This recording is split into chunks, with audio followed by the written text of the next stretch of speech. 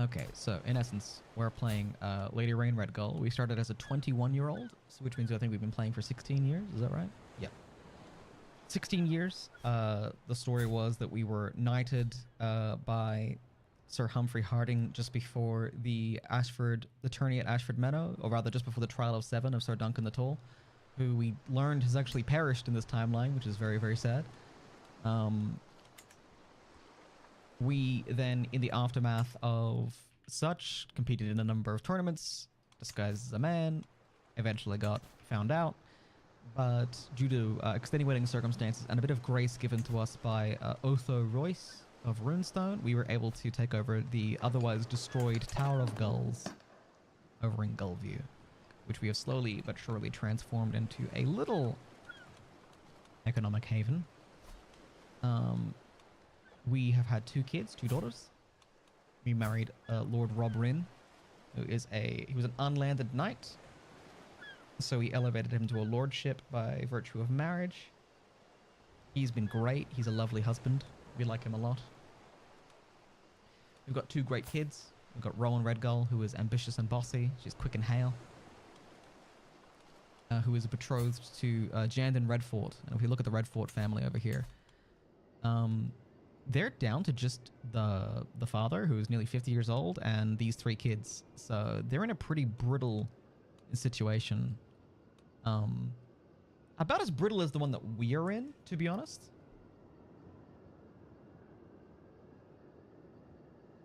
Just in that, like, one bad plague could ruin the whole game for anybody, you know what I mean?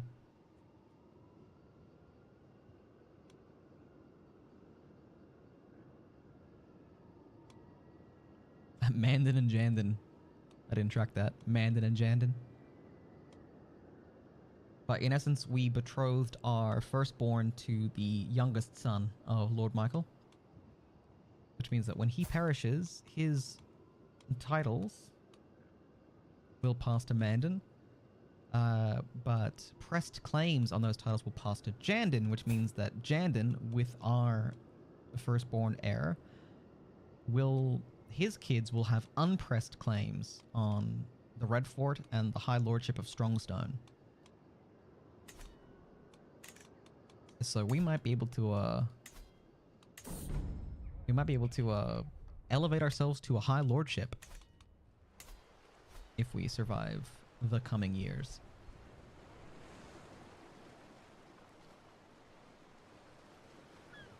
I want to turn down the volume of my voice to myself. How do I do that?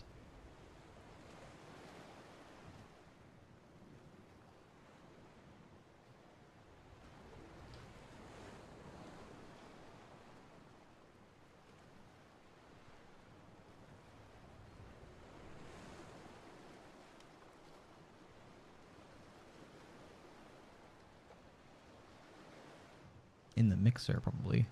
There we go. Okay. All right. I just have to turn down my mic monitor a little bit for myself. I don't know. I'm very overstimulated tonight, so everything just feels like it's at 3,000%. Entering lurk mode to complete this project and prepare food. Have fun, gang. Thank you for the fun today. No problem. Okay. So, in essence, we've had 2 kids. We're in a pretty good spot. We've managed to use sanctioned loopholes to purchase a claim upon the Port of Arran by basically petitioning the High Septon. So we petitioned the Game of Thrones version of the Pope for a claim on the Port of Arran. Situation that we're in currently is it's 5th Moon, 227 AC. We have a loan to the Iron Bank to repay. But I've lost the notes exactly when. I know it's in 229. That's all I can remember. And I think the interest is like under 100 gold. So we're in a pretty interesting position there. I think the plan is I'm going to let it tick through June, and then we're going to declare war on Sir Colmar Grafton. Rain sees this land being ruled by this wrathful, gluttonous, paranoid man who has 0 stewardship. He is not capable of running this place, and he's He's one of like the economic linchpins of the entire region.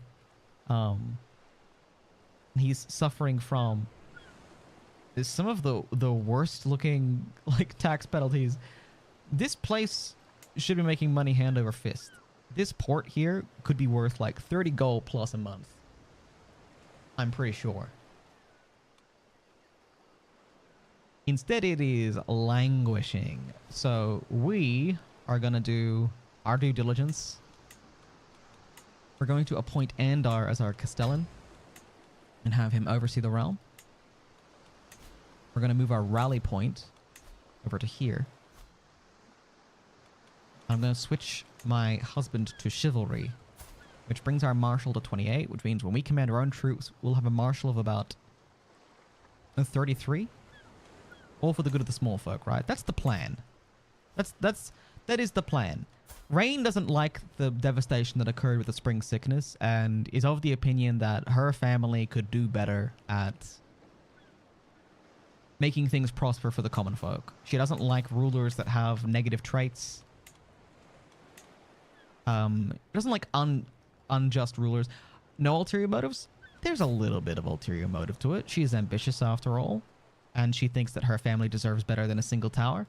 She thinks that being set up in Goldfeather House would be a lot better for her family, and that she can provide for them as such. She wants her daughters to inherit something of real value. And while the tower is great and all, it is not a self-sustaining project. It needs external capital all the time to keep developing. We need bank loans, and we need constant charity from the High Septon.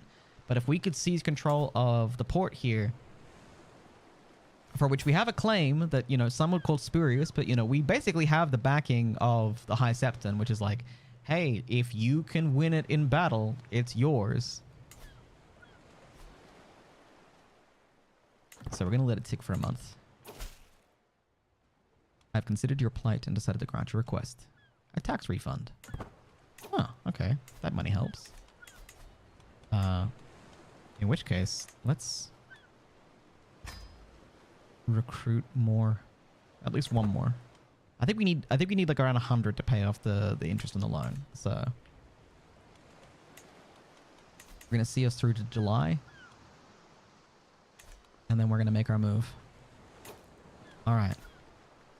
Here we go, everybody. This is for all the beans. We write a letter to Lord Colmore Grafton of Gulltown and say,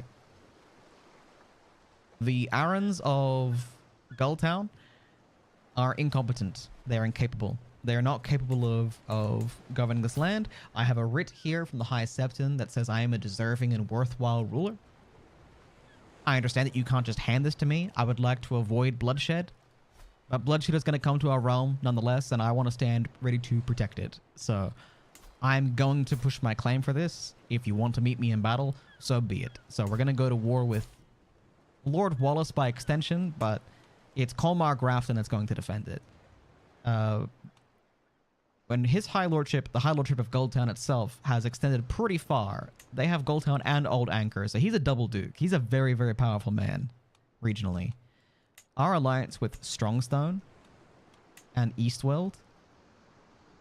Eastfield is also pretty powerful, but I think they can see some value in curbing the power and economic income of Gulltown. I think they can see that, and I think Strongstone definitely sees that as well. I think Gulltown is probably the biggest threat in the southern end of the Vale by far. And they're the only realm that's actually expanded significantly by taking over the duchy. You know, being a double duke is a big deal. Now, admittedly, I think Eastfeld also is a double duke, and I think they'd like to maintain that position. So their alliance with us lets them weaken their greatest rival without having to, like, directly, you know, cause a ruckus. Certainly wasn't digging for blackmail. No, we were digging for reasonable things. Are there hobbits in Westeros? No. There's dwarves like Tyrion Lannister. That's about the closest you can get. But we declare war upon Sir Colmar Grafton of Gulltown. We immediately call our alliances. Lord John of House Hunter. and Lord Michael Redford of Strongstone. They'll answer our calls. We're going to muster our forces here. We are leading them ourselves. I'm going to take off this helmet because it's very silly. We're going to pull ourselves into the water. And that means that their armies hopefully come and convene with ours.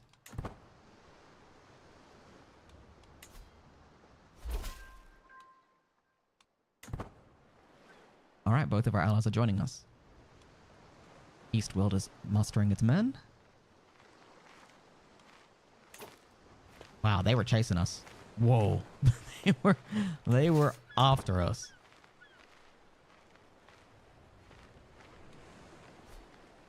Okay, that's Strongstone's men to the west.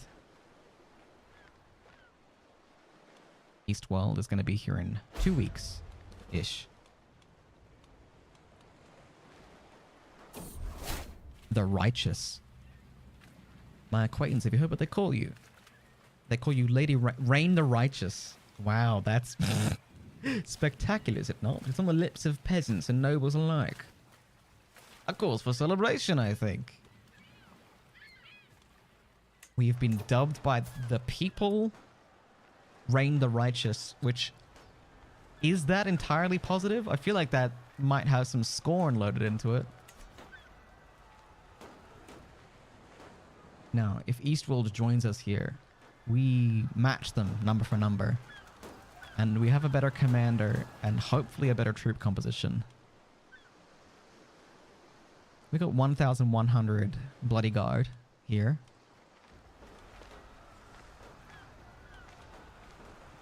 Another 600 along with the Hunters of the Moon.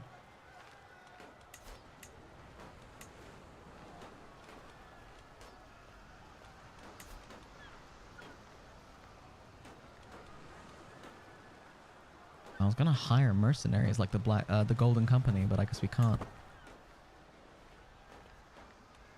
I mean, we can hire other special mercenaries. Rainbringers? I think those are anti-heavy infantry. What do they have? A lot of heavy infantry. We could hire these for 34 gold.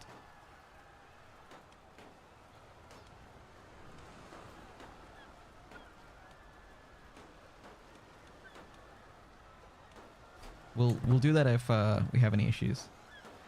All right, we've got nearly 14,000 men against their 10,000.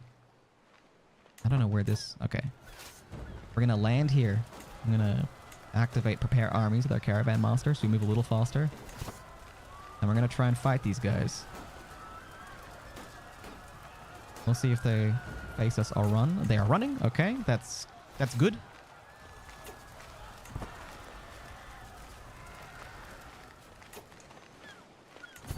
I don't think Rain necessarily wants to actually massacre people en masse, so...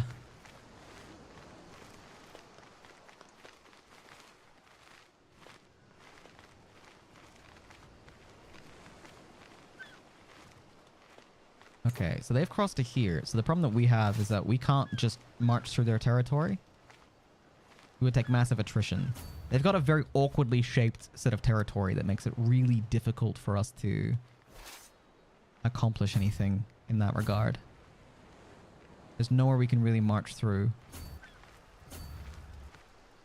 If we come around here, we could march to here, but we still wouldn't be able to get past this castle. Yeah, they've got a very annoyingly shaped realm for playing keep away. So we're going to siege down the port of Arran. 4 years? Our friends are bringing mangonels. A fair number of mangonels. And they're marching to attack Strongstone.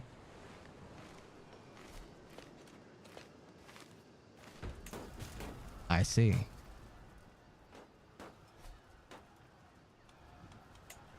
$8 months? That's doable. I'm gonna keep an eye on Aegir Bittersteel. If I can get this guy... Does he have purple... Does he have the Targaryen eyes? Actually, I don't think I can. Can I barbershop this? I cannot barbershop this man. He will not be a part of my quartet. Alright, we're gonna go to 3 speed. Died in the Fool. While walking the halls of the Tower of Gulls, I catch a blur of a bizarre shade out of the corner of my eye. I whip my head so fast I nearly break my neck when I realize that my daughter Rowan has dyed her hair some ridiculous color. What do you think, mother? It is a style that is most in fashion in the free cities of Essos.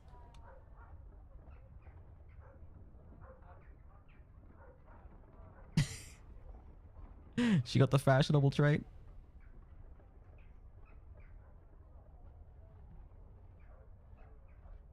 Giscari copper hair dye.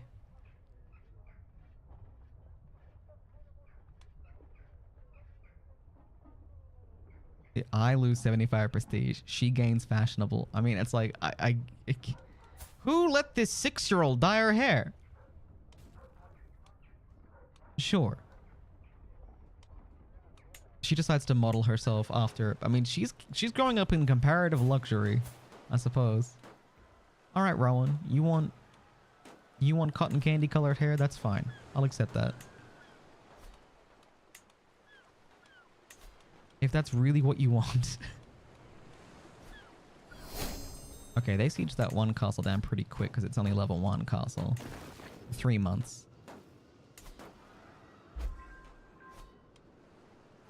I mean, if we take this, this is the war target, so we'll get ticking war score the second we get this under control. They're hiring mercenaries. Don't love that. The second these guys win this war, we're going to hire them and bring in, because they have trebuchets. The Golden Company has trebuchets, which are ridiculously good for sieges. Okay. We breach the walls of Gulltown, and we seize control of Goldfeather House. And we capture Lord Wallace himself. And we could ransom him. I don't think we will. I think we'll release him without complaint after the war. But we need to march upon the capital next.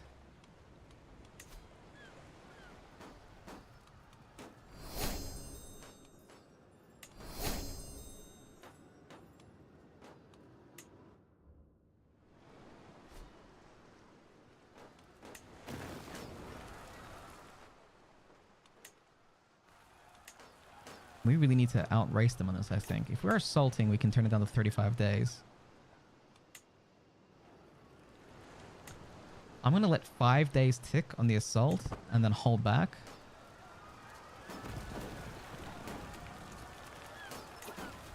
Eight months versus 8 months. All right, we'll keep it tied. I want to finish this siege before they can come back.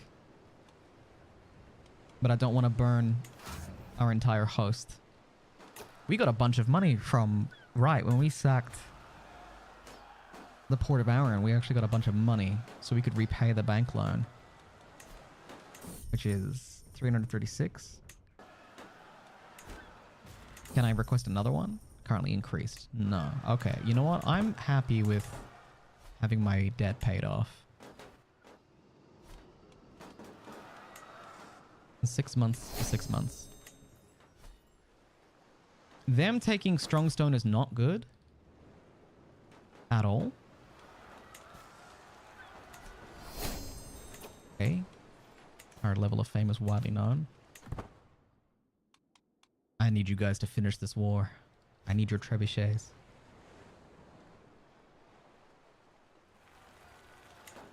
No, 4 months. 4 months. Or 17 days. Well, we'll leave it at an offer of peace. To the implacable rain, hasn't enough blood been spilled in this pointless war of yours? Neither of us stands to gain anything by continuing the fight. Let us make peace. Interesting that he thinks I'm on the back foot.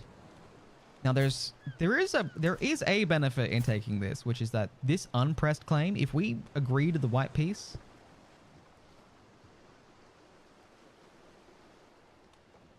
I believe that our unpressed claims become pressed claims. It weirdly enough legitimizes the claims that we have. But no, I'm not going to accept that. We could offer that to them if things look really bad. We had a major siege event that sped this up by like a month. So we're now outpacing them. Oh, they just had one pop. Damn.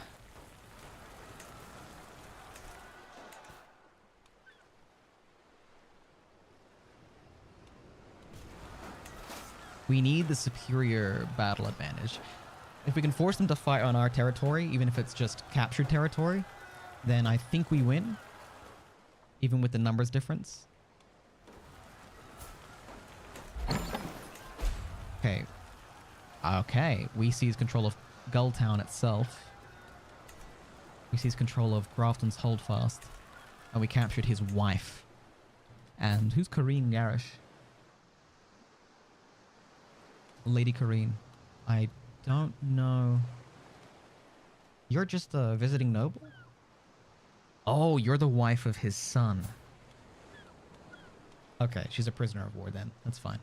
We're keeping the wives. Oh man, the wife of the father and the son is pretty tough. Pretty tricky. 48 days. 3 days. Now the question is, will they immediately turn around and come to fight us? I think they will.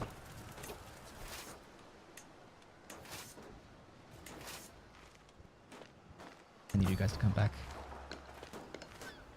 I need all of you to come back. Forget this.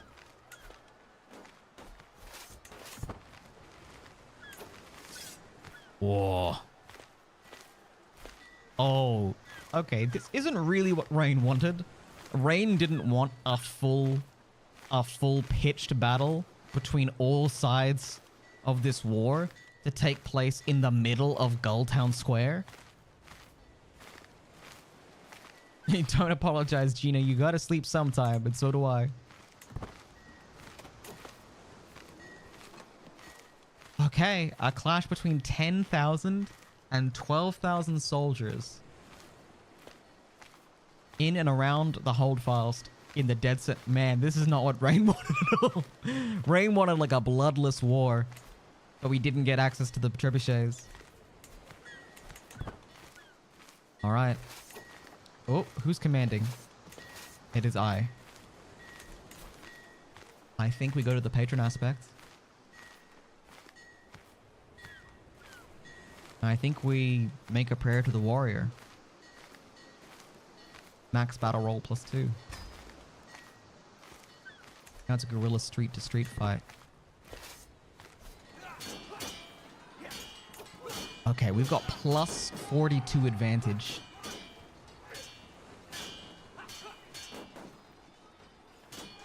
Damn. Oh, we got defender advantage like crazy because of stand and fight as well. Okay, so we've got 29 from just our skill. 15 because we're actually using the castle. 4 for killing fields.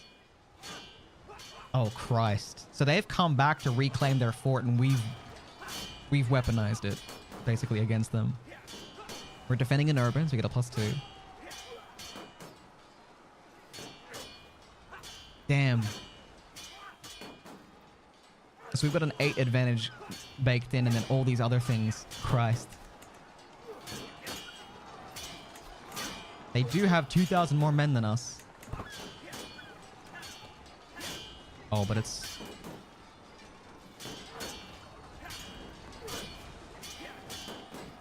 It's not even close. Our captain, Kenneth Buckler, was maimed by Master Goodwin. Donald wounded Desmond. Oh no.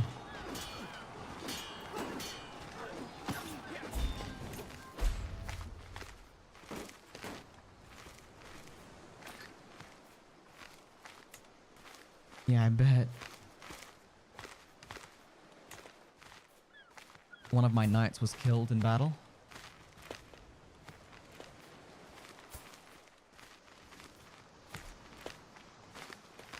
We captured Sir Manfred Widman of Wycliffe.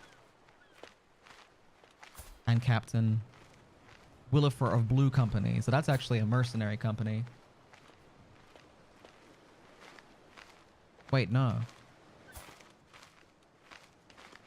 I think that was just written wrong. Well, we're not going to ransom any of the lords. Our best effort at being like, hey, no hard feelings, is releasing everybody afterwards. My god.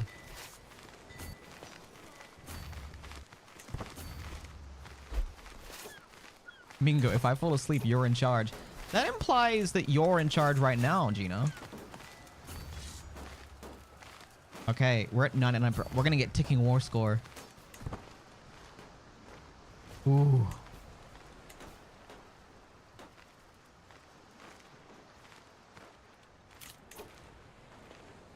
1,300 of our soldiers died to kill 4,250 of theirs.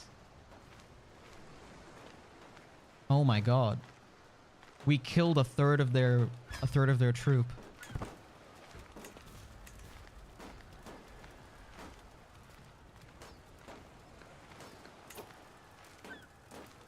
Oh, they're coming back again. Are they going for round 2? It doesn't matter. Ticking war score checks in. I guess we hold the castle. We tell Grafton, hey, we fought honorably. We don't want to kill anybody. We're going to take full control of Goldfeather House. It's happening. We're claiming the port. The port belongs to us. And there's not much he can do. Now our numbers are matched.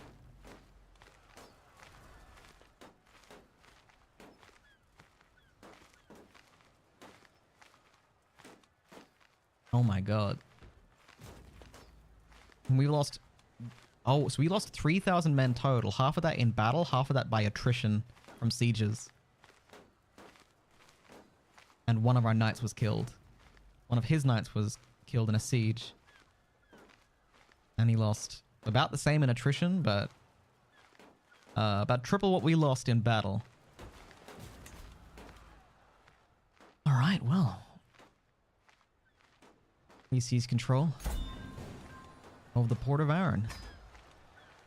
And our realm doubles in size. So that was horrible.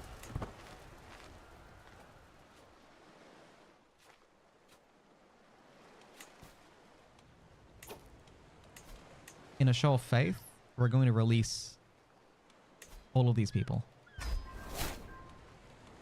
Sir Manfred. And Kareen Garish.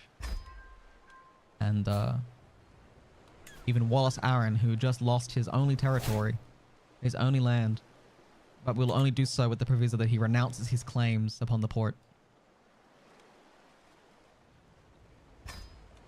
That's the only context in which we'll release him. I have no choice but to accept your conditions for my release. I'll renounce all my claims to your obnoxious land. That's how you get him. I didn't want it anyway. But we're going to recruit Andar Arran, his son, to our court. Lady Marisa Grafton?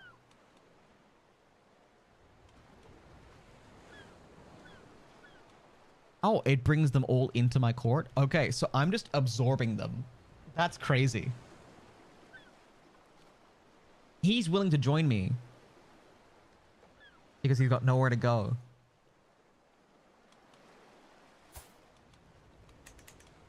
So he's like, I'll come, but you gotta care for my parents and my sister. Shit. Sure. We'll take him in. I feel like that's waiting for a knife in the back. Possibly. He doesn't mind us. I mean, he's not happy that we declared war.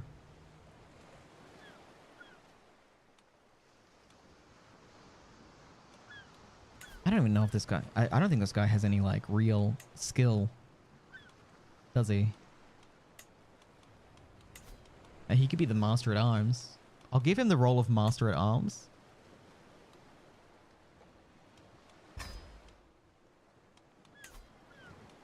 And we'll get him married. A marriage that we can control. Another Aaron. That seems like a mistake. Lady Black, Vita Blackwood.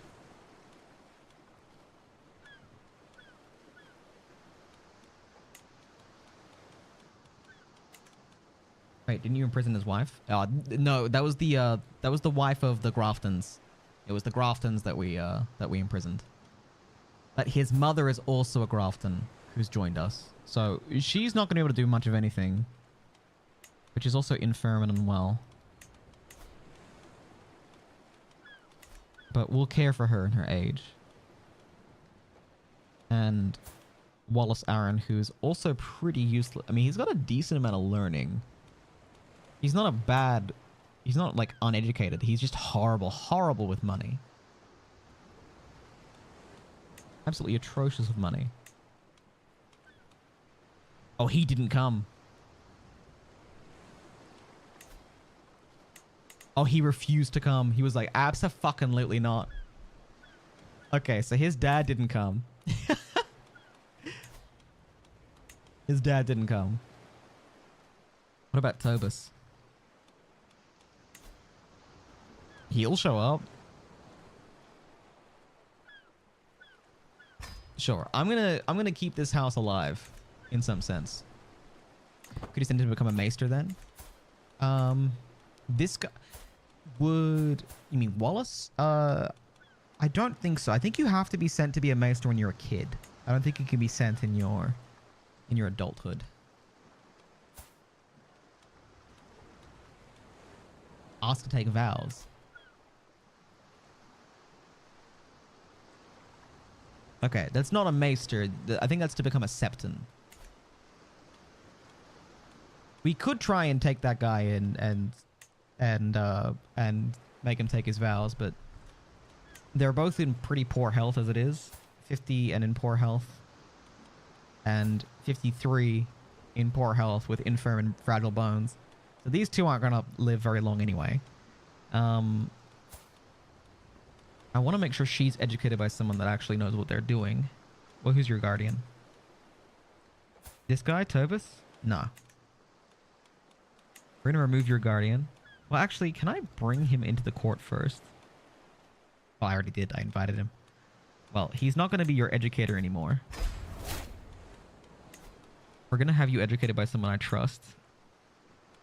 Like my chancellor. Donald. Donald has pretty good traits. She's being trained in intrigue. Don't like that. Not gonna let this kid be trained in intrigue. Gonna have her trained in diplomacy instead by Donald. And convert her culture to Reachman? Not ideal. You teach her. We're gonna get her under control. Meanwhile, you are gonna marry a disciple of the many-faced god. That seems dubious.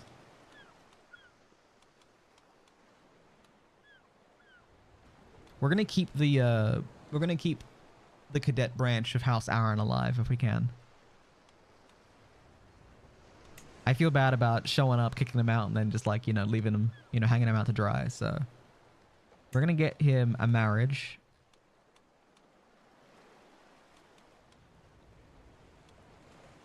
It might be one that results in him leaving, which is actually kind of ideal, I think. I wonder if I can do that. If I can find someone who's a ruler.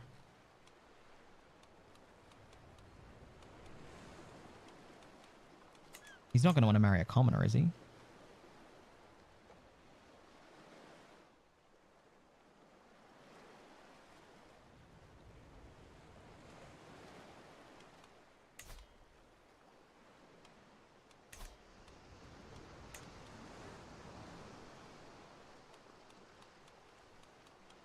They're all a little old for him. That's right. Let's get him a Tarth, was there?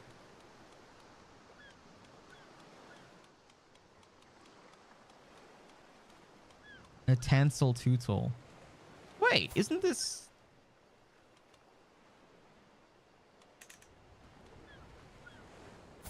And Tansel Tootle. Wasn't she? She was at Ashford Meadow.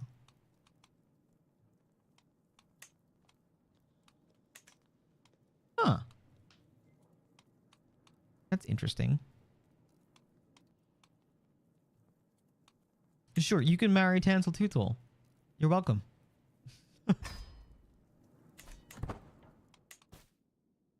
You can ransom Oscar. Who's Oscar? This is a mercenary. This is someone I am willing to ransom. 10 gold for his freedom.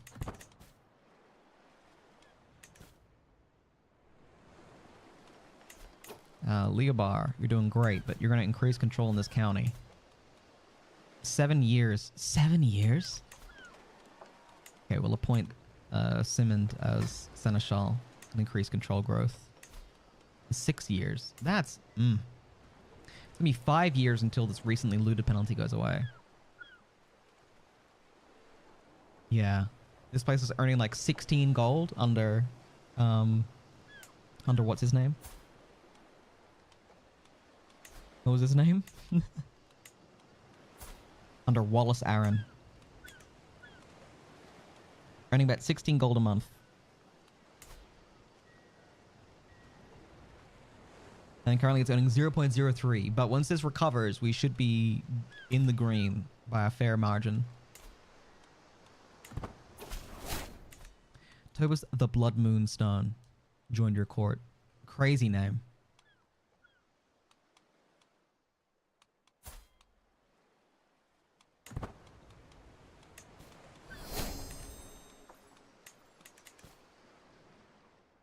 Alright, well. We've taken control of the Port of Arran, with the prime attraction of this place being Goldfeather House. The Arrans of Gulltown long realized that the key to control is gold and trade. Having abandoned the Eyrie, they make their home at their estate in Gulltown, Goldfeather House.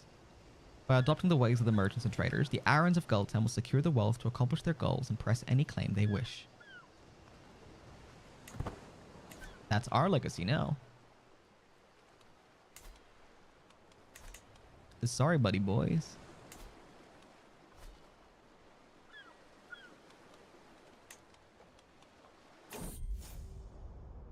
Unpopular favorite. I'm still smiling at a joke my steward, Courtney, made at his morning social... Oh my god. Made at this morning's council session when Master Leobar catches my arm. My liege, I'm meaning to talk to you. I know you feel much affection for him, but really, a place on the council... It is not fitting to place a commoner's opinion above or even alongside Gullview's highest nobility. You're lowborn. You just showed up. Why are you questioning?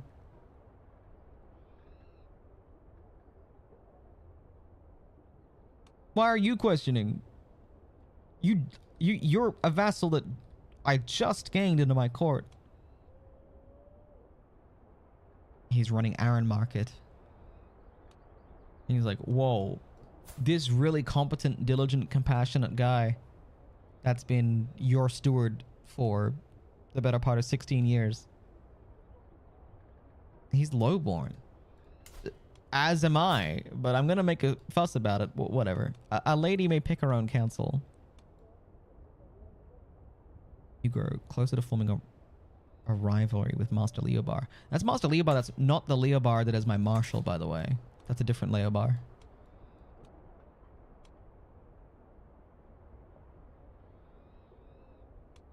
A lady may pick her own counsel. We get disgruntled vassals for 5 years. Powerful vassal opinion -10. I will live. The Sycophant. One of your courtiers, an obvious sycophant, is angering your vassals by their mere presence. My steward Courtney and my vassal, Master Leobar, are at each other's throats. I can pick a favor, but doing so is sure to anger the other. Time will tell how the situation plays out. I mean, he's good at his job. I have no idea how anyone's calling him a sycophant.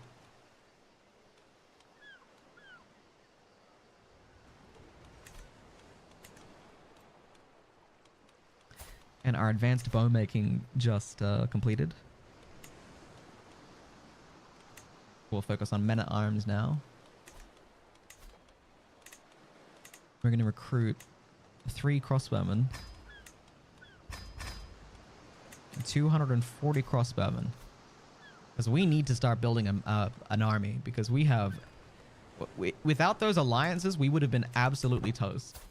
We would have been absolutely screwed. Tansa was one of the Dornish puppeteers. She painted Dunk's shield. Yeah. I don't know how it compares in the books, but she's the one that, when she gets hurt, is the reason why Dunk... Gosh, Courtney's great. I blink away my reverie as Master Leobar hoves into view, closing the door behind him. My lady, I come to you in confidence with a delicate matter. Do you think you might be giving Courtney responsibilities and honors because you like him? Leobar tugs at his neckline nervously. Perhaps everyone would be better off if you saw to that and left the offices to your nobles. I should have you whipped. Get the fuck out. What the fuck are you talking about? This event makes no sense. Your daughter's been taught by Alice. Her diplomacy increases by 2. Courtney sent. What is happening? Erotic thoughts have nagged at me since my talk with Master Leobar. Dreams of Courtney and I. It wouldn't be right to betray Lord Rob, but the judge surely has a reason for making me feel this way. What am I to do? No. I don't think so. This would only end badly. Also, what do I see in him? He's good at his job. He's an empathetic guy. That's it. He kind of doesn't compare to my husband, to be honest. I'm confused by that. But sure. He's also way older than her. Yeah, he's like in his late 50s. We're about to turn 40. Even though my husband is a part of my court, it's not often we get to spend the day together. Today, however, was not a day like most others. It was quiet in the castle for once. Most of the court was well occupied with unimportant matters. Rob came to me quietly. I know just the place we can be alone, he whispered. He took me deep into the gardens, and though I looked around for the groundskeepers, I saw none. I sent them away, Rob said. How he managed such a feat, I didn't ask and didn't care, as the day that followed is neither one of us is likely to soon forget. I do like that garden. You lay with your husband, Lord Rob. That's a much better ending to that part of the story. Christ almighty. The sycophant. Secret training.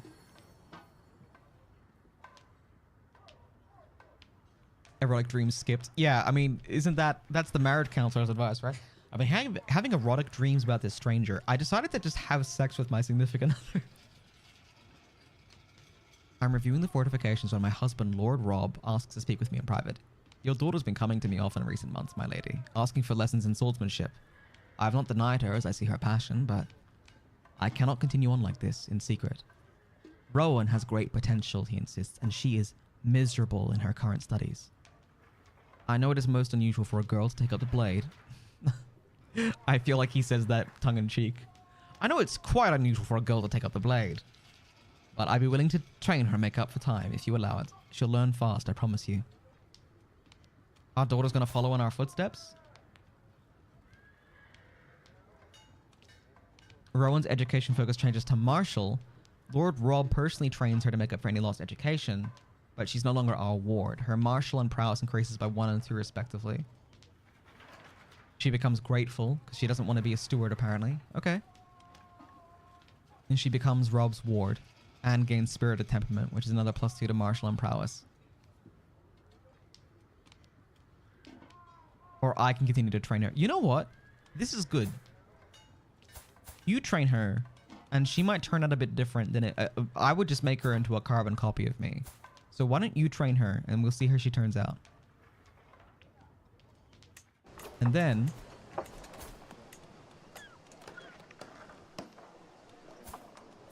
I'm gonna personally upbring Tanissa Aaron and hopefully save her from herself. I'm going to educate you. I'm going to try and fix this person. I'm going to make you just.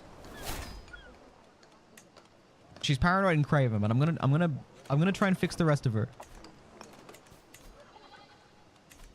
I'm going to save this girl from herself. All right, Rowan. Good luck.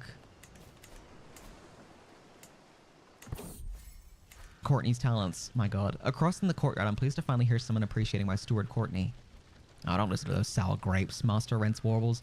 You're the best steward Gulls you've had in ages, at least that I know of. For a moment, I'm sure I spot Master Leobar in the shadowed stables across the quad, eyes twitching before he melts into the darkness. So, my knight is like, you're fine. You're doing great.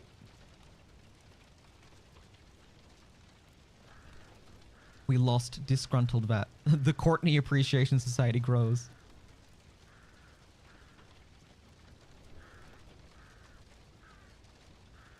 At last, a fellow connoisseur of character. This is definitely going to become a murder plot against Courtney.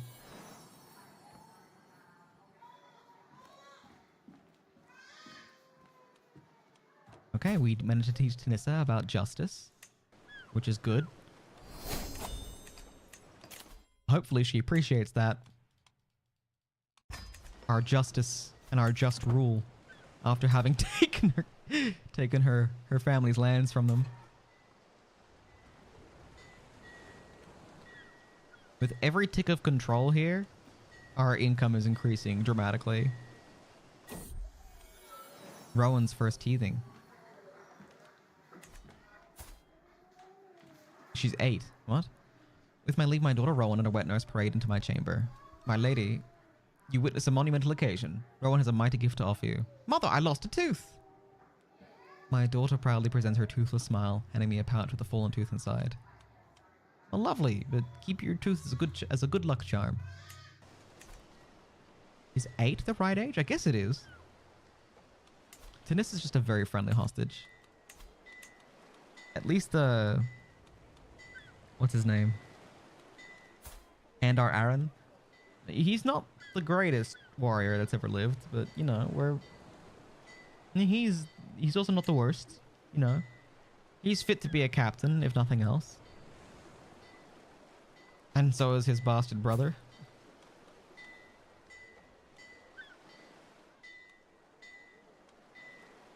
His bastard half-brother.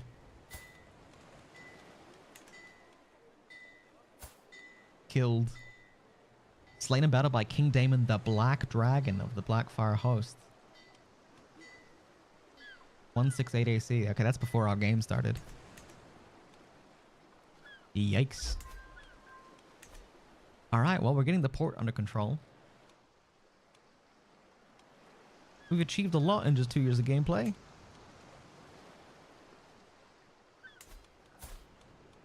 And Kolmar barely dislikes us.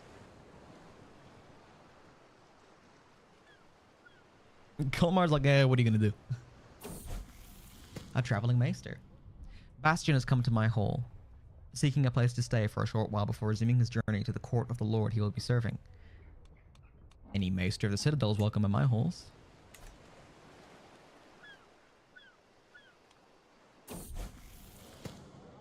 I ran into my guest Bastion and began speaking with him.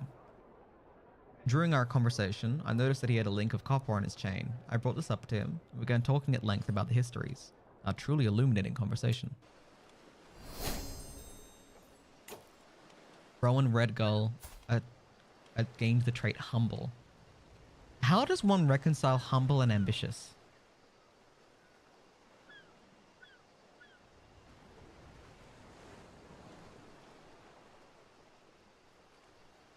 I guess ambitious is the polar opposite of content, and humble is the opposite of arrogant.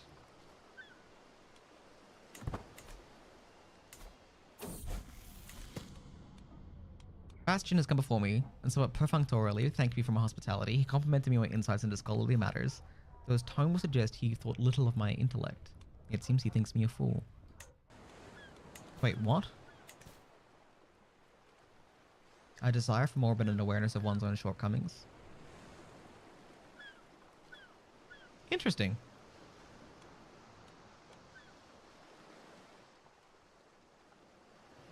I want more, but I accept that I don't have an inherent right to it. I have to fight for it, perhaps. Whereas arrogant would be like entitlement, right? You can be ambitious and arrogant about it, or you can be ambitious and humble about it.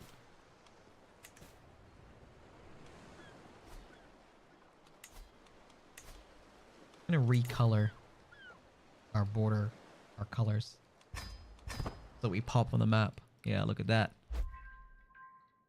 That's our slice of land there. That's nearly 20 years of gameplay to get that little that little piece.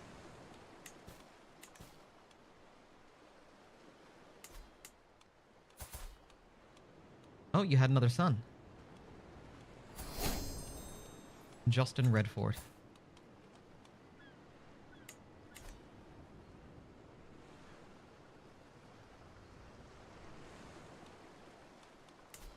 A humble one can rely on the skills of others with more acuity. Okay. Yeah, I get that. So now we dwell in the same city as the Graftons. We control this quarter of the city. We even have our own internal wall, which is interesting.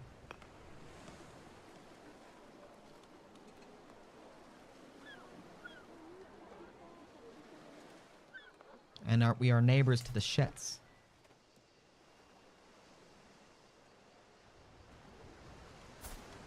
House Shett, we will fly again. Of Osgood Square.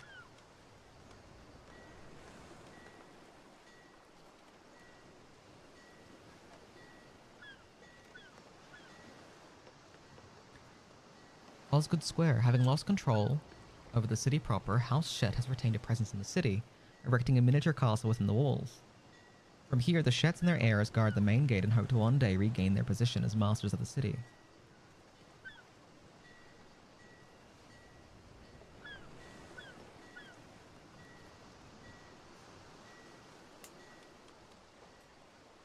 When House Grafton first came to Westeros, they entered the service of the Shett kings of Gulltown.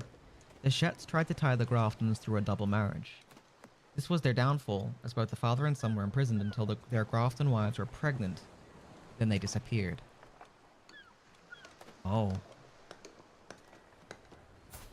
I mean, they're currently decent people.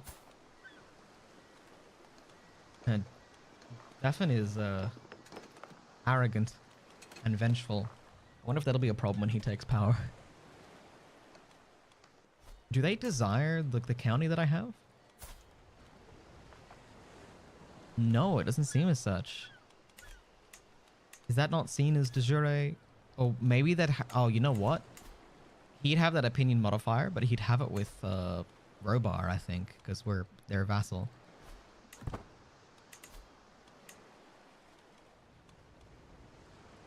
As if I'm not on the council. A child is growing in my womb. My husband, Lord Rob, will be proud. I'll make an offering to the mother. Oh my god. At the age of 40?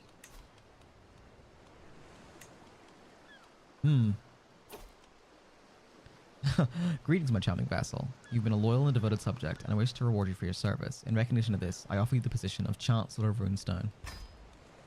It appears that we are, in fact, on the council. As Chancellor. Okay. Makes other vassals like us more. You get a bit more prestige. You get a bit of diplomacy experience. We could change Crown Authority to High on the 6th moon. I think we need to celebrate. I think we need a feast.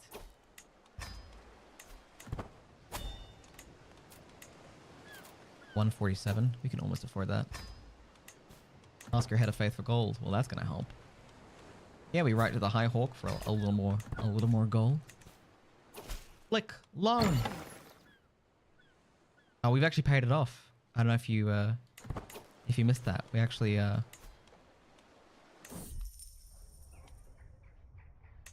paid it off in the midst of the war. We managed to raid a bunch of gold from the port. The feast at the Tower of Gulls was lovely tonight. Everyone was quiet and well behaved, and the spirit among my family was one of congeniality. Shortly after the food was taken away, a young Rin bounded up, excited and determined to entertain both Rob and myself with a merry song and dance. My husband and I laughed heartily, of course, and there was a moment where our eyes met as if to say, "This is our daughter. We are a family."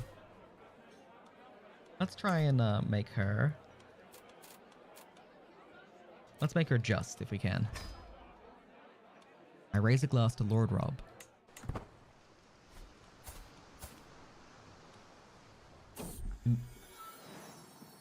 I approach my daughter Rin, bearing another child's favorite Redgull. Oh, yep.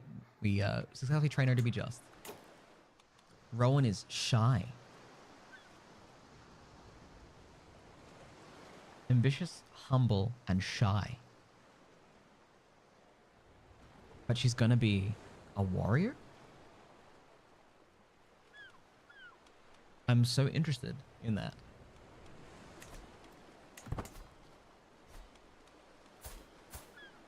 Shy is a pretty rough one. You take stress for like a lot of really random reasons.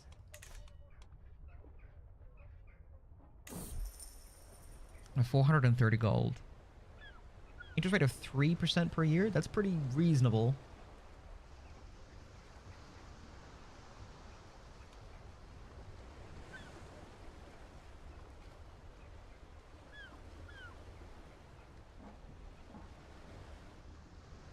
Maybe 559 gold?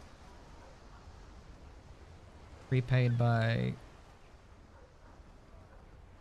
I need to check the actual date for a second.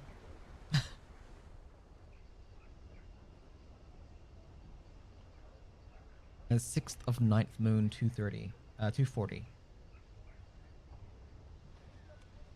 Yep, alright, we'll take that.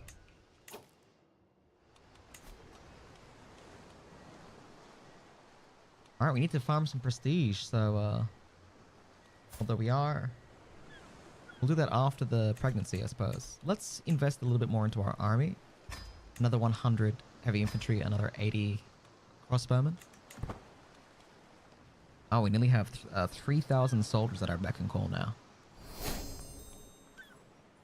Yeah, taking the port has been pretty huge for us overall. Alright, once we have this baby. A baby at 40 years old. Are we thinking a son? We can change this law in about 8 months. Which then means that we can change the succession law. Because we're going to make Rowan the primary heir, even if we have a son.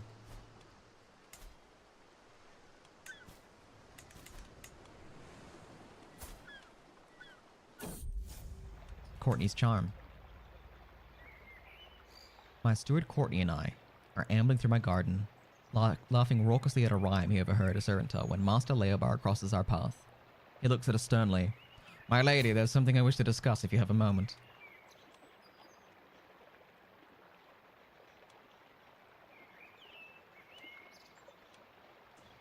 Join us. You gotta hear this one. Come on, Courtney. Charm him.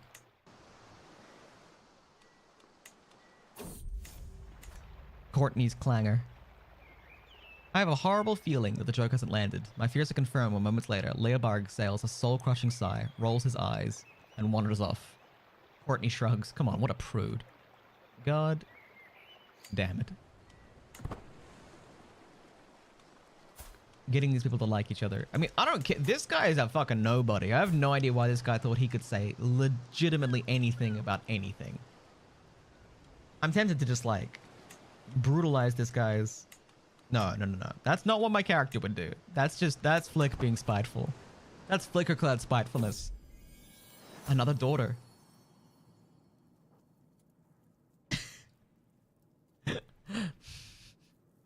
I think... Another daughter.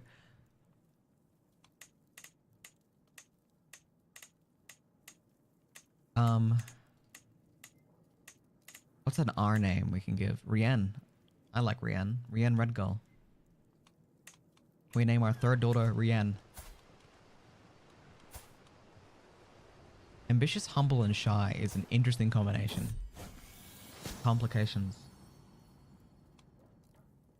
Things have not been the same since the birth. I know it. I can feel it. There's more bleeding than there should be, and I feel weak all the time. The physician said that this will pass, that all of this is normal, particularly for a woman of my age. The fact I had a child at all is something of a miracle. I don't think we'll bother with the contraceptives, because I think tops, we can expect one more child, maybe. Maybe.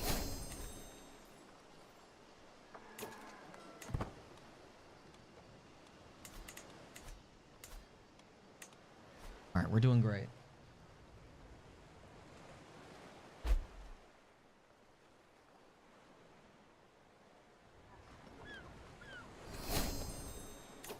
I need lip balm. Where's my lip balm?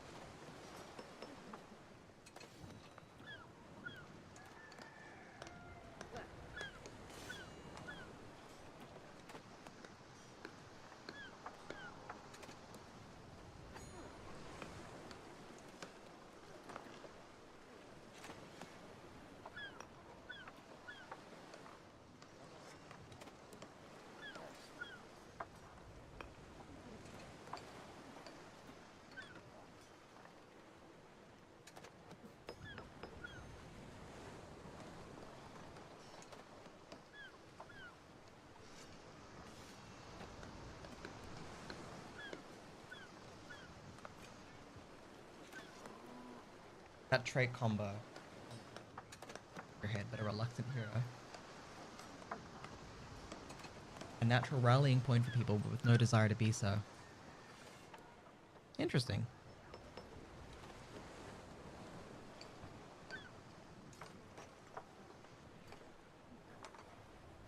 with the pink hair as well, she's kind of gone full emo girl, huh?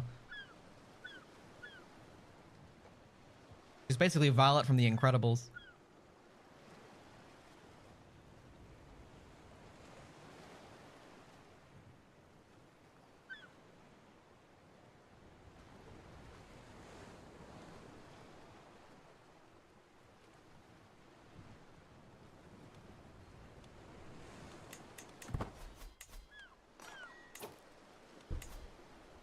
She'd make a good captain. A leader, but not a ruler. It's a good thing she doesn't have to be like a, you know, like a queen or anything like that. We're gonna have a feast.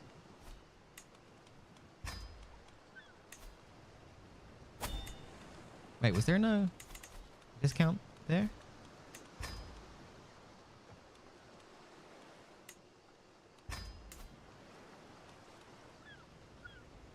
There's manor here that should make it a discount, right? 30% discount. I wasn't seeing it. We're going to move our realm capital to the port and make this our primary title.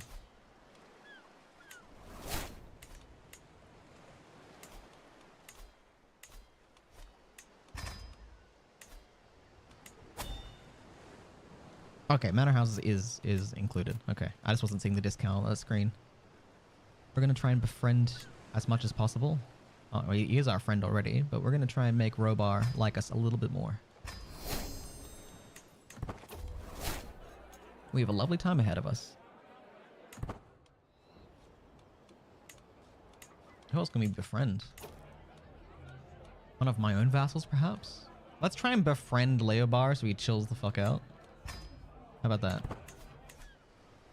Although our situation seems to have disappeared.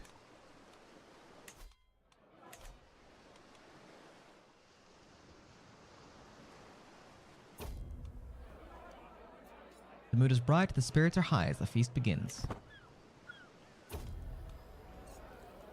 This is a marvelous feast, Donald says to Rob and I. All my compliments to the hosts. I've done a great job, haven't I? She says. Eclipsing Rob's contributions, perhaps. But we do need that prestige. Inspired person can be sponsored. Andar wants to make a dagger. A dagger? Sure. It's possible to do a wildling campaign? Yeah, you can play Beyond the Wall. It's a very different kind of gameplay. It's much more like tribal, of course. There's like 4 kingdoms. 5 kingdom titles. And you're basically in like a struggle. It's quite challenging to actually... Pretty much the only thing to do is to unite. That's like the only thing you can really accomplish over there. You can't really build tall or play politic very well. And you need to accomplish uniting sort of within a single character's lifetime usually, because they have all the... you can take the wall, yeah. There's actually gameplay for playing as the first ranger, I think.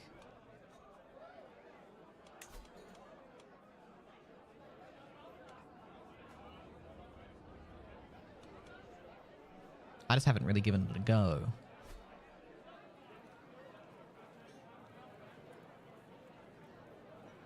Wow, that perspective really makes everything feel really hilariously small, doesn't it?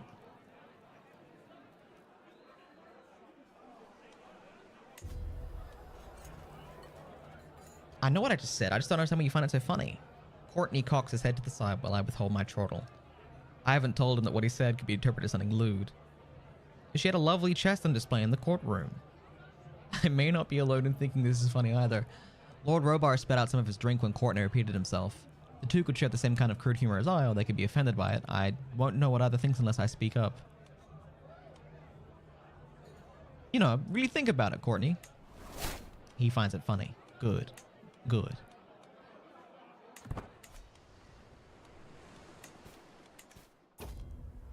The high table breaks. The great table, sitting the upper nobility on the dais, gives a loud crack, and a moment later it gives another way to food and gilded decoration. As my most distinguished guest and I had to be fitted in amongst the lower nobility, I ended up close to my vassal, Master Leobar. Lord Robar took it poorly, however, and told everyone it was a grave injustice to be seated with the lords and ladies barely better than commoners. As high nobles mingled with their lessers, words of both friendship and enmity were exchanged among people who rarely associate. Leobar and I ended up talking all evening and agreed it should be the last time we feasted and laughed in each other's company. What a great night. He becomes our friend. An unexpected discovery. Browsing the household library, I noticed one of its constituent tomes jutting from the shelf, as if hurriedly wedged into place. A book full of rather lurid illustrations that found its way into my possession, if I recall correctly. And suddenly, something clicks into place in my memory. Tanissa has been spending little time in the library lately, almost as if embarrassed to even enter the room. I wonder if she can become chaste. Sure, we'll make her chaste. Chaste and just. Paranoid and craven. You're going to be an absolute lunatic, girl. An absolute lunatic.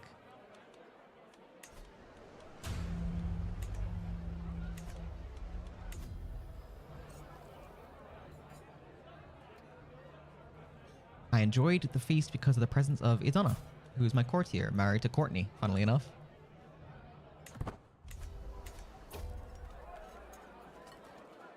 As my guests leave, they depart in good spirits. I'm relieved to see that Jana, that's our spy mistress, I think. Yep. She does not depart without saying farewell. We both knew that we'd be seeing each other again soon. What a woman. What does that mean? Unequal portions. After fielding a confusing flurry of questions from Rin, I was able to get to the root of the issue. She took note of the fact that some of our servants eat much better than others. After some consideration, Rin has reached the conclusion that it would be best if we all tempered our appetites. That's temperate, isn't it? Yeah. Sure, Rin, you can become temperate. The feast is starting to draw to a close. My visitors are surely expecting me to lavish a little attention on Lord Robar, our esteemed guest of honor. And now a toast to Lord Robar of Runestone. I'm surprised the east is so sparsely finished. Thank the father I can go inside again. And with that, it's all done. Bit of prestige, bit of legitimacy. Definitely our primary concerns at present. My Castellan Andar approached me with a thoughtful expression. Is anyone special to you, my lady? You must read my irritation at such a personal question from my face, because he continues. I mean, is there anyone you wish to dedicate your commissioned artifact to? It is turning out quite well, but a meaningful inscription would make it feel all the more personal. There's no need for a dedication on this dagger, my friend. Andar... I'm going to make someone else my Castellan. I'm going to make Maester Hake my Castellan. Again, he was before the war. Just to help us get this last bit of diplomacy experience. Then we're going to switch over to stewardship. I thought they'd have Marine and Old Valyria. Yeah, the next major update is meant to be pretty centered on introducing... This is Slaver's Bay, right? Here? I think this is Slaver's Bay. Unless that's further east. Now, this is where Volantis is. Valyria. I think that's what's going to be included, and maybe some of the other free cities up in this area. Not 100% sure.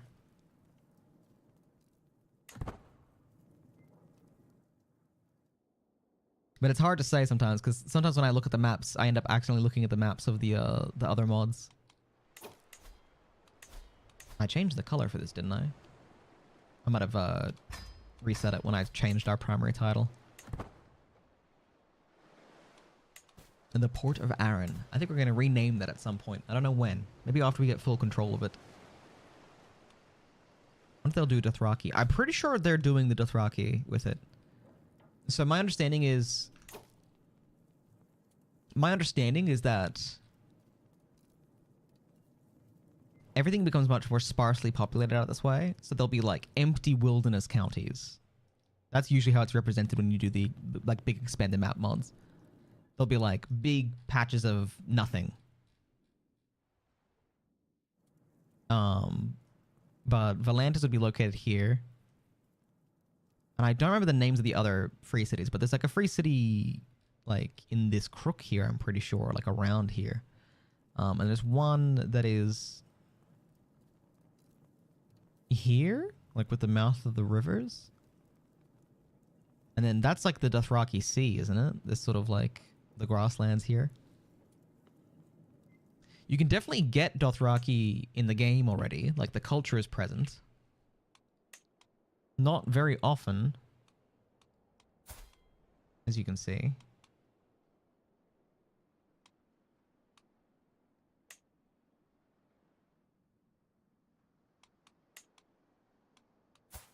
Not very many or very often at all.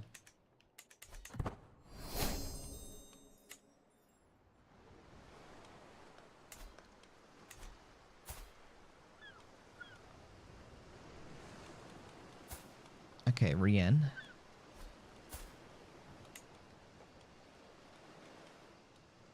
We can start educating our youngest daughter once Tanissa comes of age. We gotta figure out what to do with her. Inspiration. Fickle Philip. Oh, there you are, my liege. I've hit a wall on my work. Nothing major. My ideas have gone to ground as the pressure mounts. I I just need some inspiration. Mighty lady, might you have some prior examples I can examine? To the armory. The quality or progress of Andar's inspiration may be improved.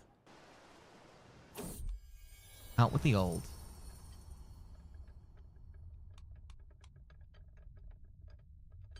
Andar and I are ushered into my extensive armory where I point out some favorite items hinting at their stories. He glances at the infantry spear and says, "Very fine, my liege. Could I use its metal?" "I'm not letting you destroy my infantry spear for a dagger. You're just having a look." You madman. We're gonna keep building our army. 1, 2, 1. We don't have that many men-at-arms slots. We need as much military force as we can manage. And we can support something much larger now. Groom to rule. Children receive 1 to 3 extra skill points. Rowan increases by 2 martial. Rin gets 1 more stewardship. Rowan might end up being an absolute badass. I hope so.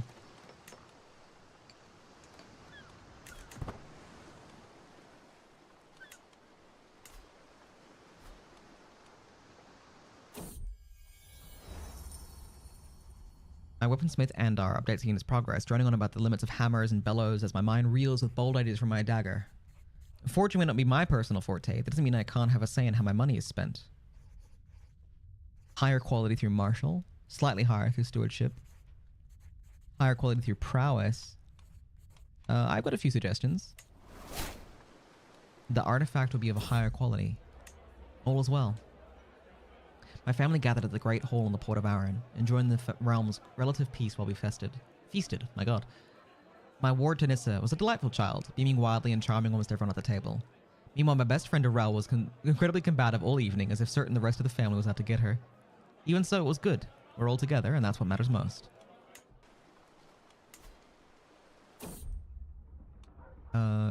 One more year until recently looted goes away, and our income here will basically double, I think. It'll jump from around 10 to 20, I think. As their lady, my vassals owe me their allegiance. My word is law, but how much is obedience without devotion worth? In times of crisis, a slow response or half-hearted effort can lead to disaster. Can I afford such a risk? I will win their unwavering loyalty. Generous liege. Minus 5% vassal tax. Plus 15 direct vassal opinion. Yeah, we'll do that. I'll win their unwavering loyalty. I don't have that many wealthy vassals anyway, so the 5% isn't like a huge portion of the taxes we receive. We're only getting like 2.2 from vassal taxes, so that's fine. Our direct control is a lot more important at the moment. We can increase to high crown authority, which increases vassal tax contribution by 10%. We're going to do that. This gives us much more control. And this allows us to change our succession laws to equal if we want. Which I think we will.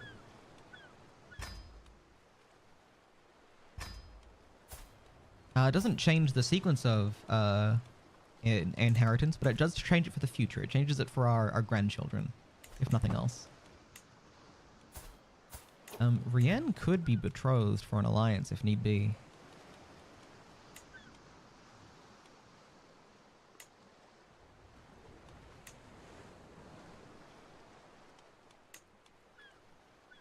Underleaf. Erlon Underleaf.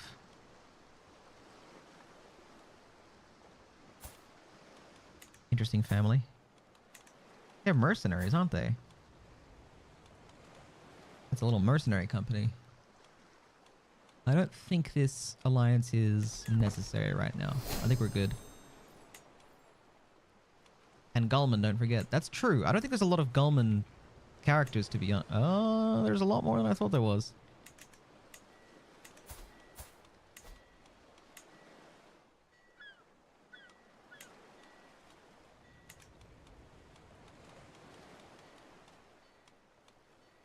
They're almost all lowborn, though. There are not very many highborn Gullmen. Sabotage. My hammer keeps going missing. My lady, every time I make a bit of progress, it seems something goes wrong. I'm certain someone at court is tampering with my work. I'm paying for quality, not drama.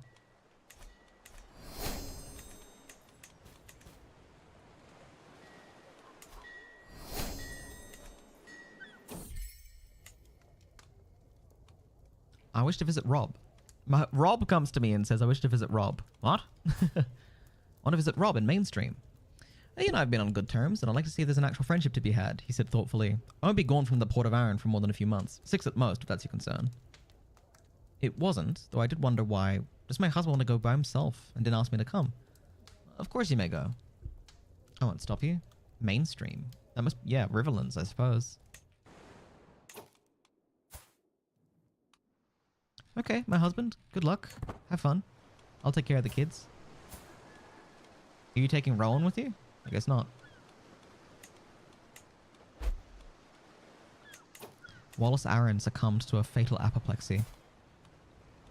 Oh, and his wife died. Wasn't she in my court when she died? Well, the house of the Aarons of Gulltown is pretty small now.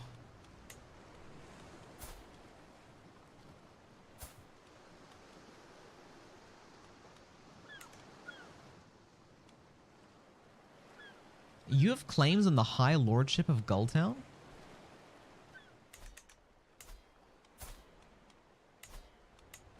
That'd be crazy. That'd be a crazy reason to declare war. I wouldn't get to keep it under my territory because we're just a count. Oh no, anyway. Well, I didn't want him to die. Visit cancelled. Was forced to cancel his visit to Sheep's Home because he's no longer there. What? Oh, he's visiting somewhere else. Okay. I'm sorry, my husband. I had nothing to do with that. Inspiration realized. My lady. My captain approaches me with a wide grin, sweat dripping down his forehead, and soot smeared across his face. I have toiled over the forge for many days and nights, but finally my work is done. He presents me with an object wrapped in cloth, and as I unveil what is hidden, my eyes grow wide. A folded iron dagger of masterful craftsmanship. The grip is covered in a silver helix inlay. Plus 2 prowess.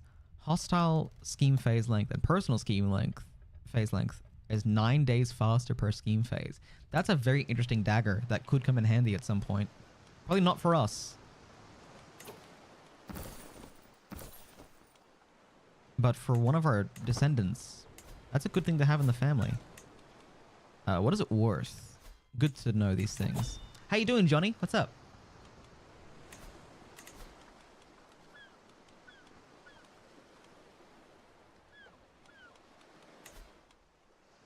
It's worth 137 gold in a pinch. So it's worth about half what we invested into it. This game looks like it'll overload my brain. I think it's a bit like The Sims, personally. Lord Aelin's Grand Wedding in Grey Glen. Yeah, we'll go to that. Sure. I forgot to switch us to stewardship. So I'm going to do that now. We're switching to wealth focus, and we're going to get our Castellan, Maester Hake, to switch over to Oversea Realm. Perfect.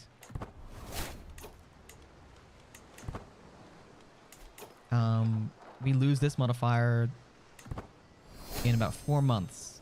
We're going to watch our income jump like crazy, I think. Bully for you. Gentle mooing and the scent of manure aren't all of Donnersdown's hillside pastures can offer our traveler. There's also screaming farmhands, stentorian bellowing, and an escaped bull on the road before us. The behemoth charges to and fro in great distress until it fixes on a victim. Hake. Atop his panicking steed. No, not my maester! There's an open gate to the beast behind. One of us just needs courage enough to lure it. I'm not letting him get killed by a bull. Are you kidding? He'll get maimed, probably. Over here, you worthless bull. 100% chance to capture the bull successfully. And he becomes our friend. You gain bullfighter for 10 years. Well, we avoid getting maimed. That's good. Wow.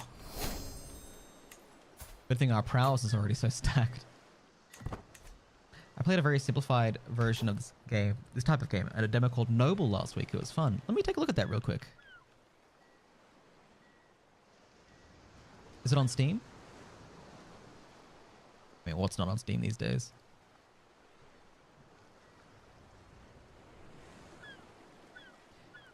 Grow your family tree with generations of diverse nobles. Decide their path and write a history. Send your lords and ladies to feasts, war, and tourneys. Become friends or foes with other noble houses. Create your dynasty.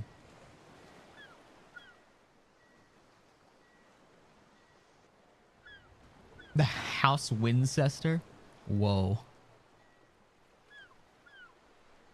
Interesting. That looks cute.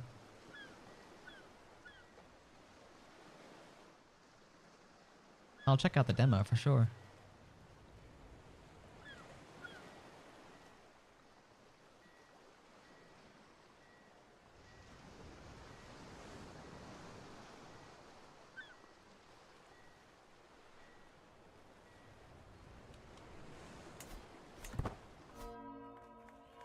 Did the groom have a brand on his forehead? Does he? It might not have been the groom, might have been the septon. They might have had the Faith of the Seven marking. Oh, Coldwater. Coldwater and Tullet over at Grey Glen. Oh, are they marrying each other? That's cute.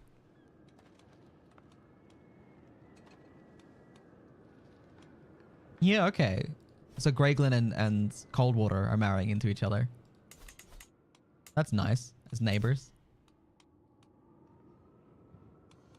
So he's the primary heir.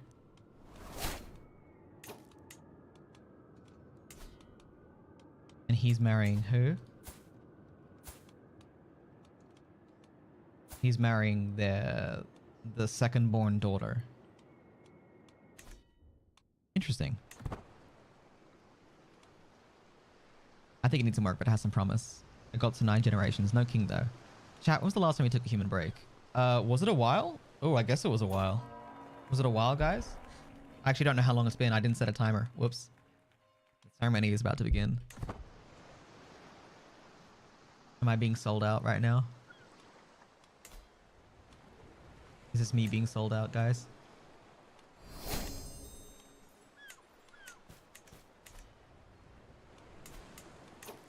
Okay, our income has increased to 21 gold a month. Just from the port. That's nuts. That's nuts. A child! And we lost the fertility. Okay, I think this is the last child we're gonna have. Oh, I hope this goes okay. Roland became forgiving. That's nice. These are some traits that I would not have picked, but this will be very interesting roleplay wise for the character. The ceremony's finally reached its climax. The traditional rituals have been completed. All that's left is to say the final vows. Ronald and Anar say "I do," and the crowd starts cheering. We all stand witness to the beginning of their life together. The wedding banquet starts. It's nice to visit a grand wedding. I can't tear myself away from my friend Arel. This is our best friend. I'm gonna give Arel some clothes that don't clip. How about that? How about that as a delightful gift? Short. Give her the boob window. Arel looks like she's into it. She only had one son. Just the one. Ormond, who is a fantastic captain of ours, in fact. He's gregarious, honest, forgiving, brave. Wow. Our best friend gave us a great captain.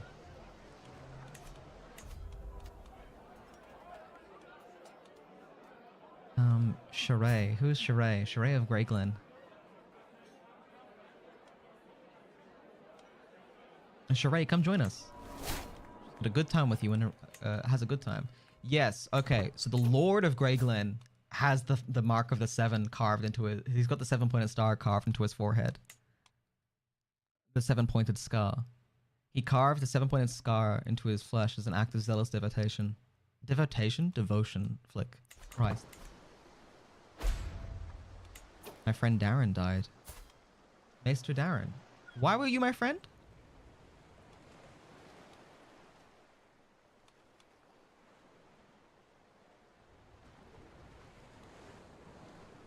I don't know when I befriended this. It must have been at a feast.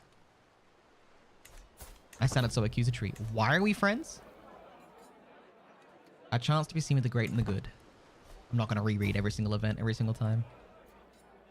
There's always one at every single feast. This becomes true every time I read it because this event happens at almost every feast we go to. Gently exit the conversation. You gain a diplomacy lifestyle perk.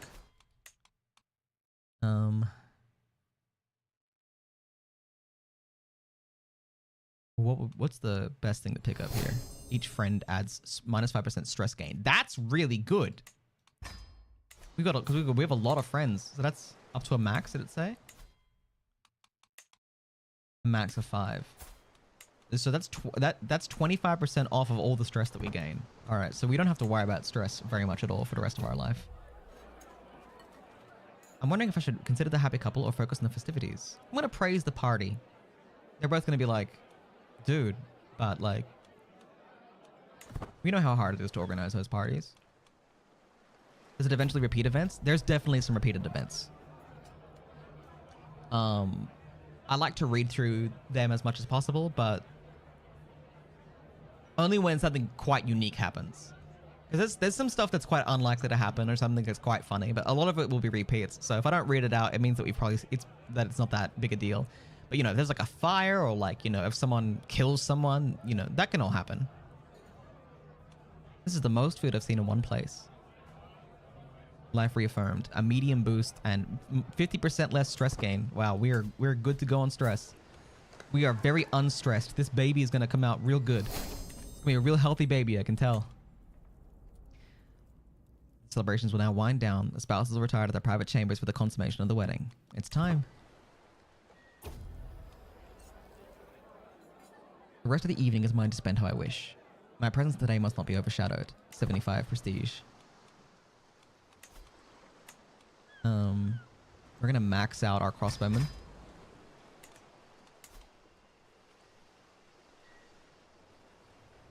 It's gonna lower our income somewhat overall, but worthwhile, I think.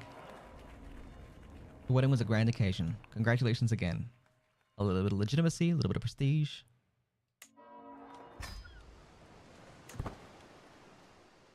Alright, we're pretty legitimate for a count. We got level 3 legitimacy.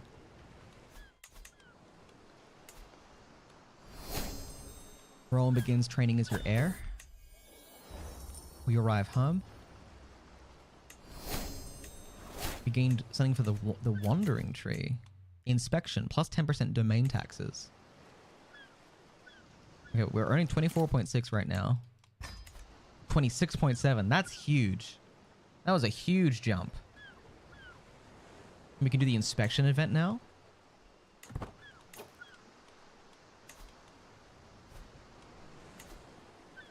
We can go and work on the tower. Interesting. Overseer. Survey. Okay.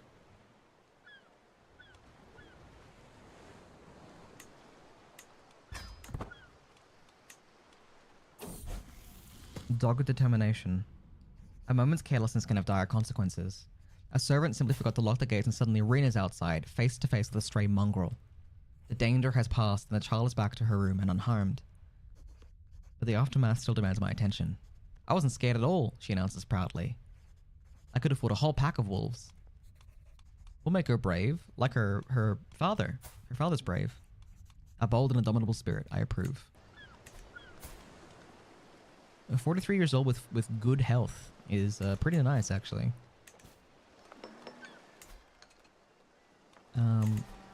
5 months and we are maxed out. We're earning 30 gold a month. That's crazy. We have a a loan. I forgot about that. We owe 560 gold to the Iron Bank. Can the High Septon even give us money at this point? No. Our income means that he would have to give us 530. He's never gonna have 530 gold. We're never gonna get money from the High Septon again. So as lovely as that is, I'm gonna put that away. He ain't showing up. Not a chance, not a chance. Jandon Redfort, who is going to be my daughter's husband, has become callous and deceitful. Oh, that's interesting. That's very, very interesting. Ooh, I wonder how this is... Can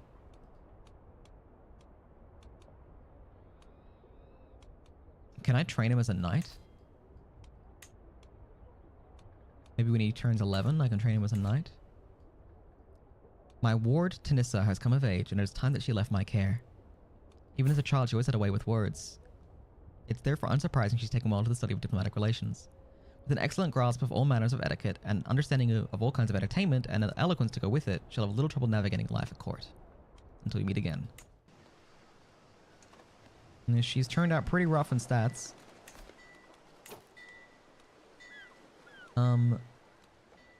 We're not going to get an alliance by marrying her off, but... And no one's interested in marrying her matrilineally.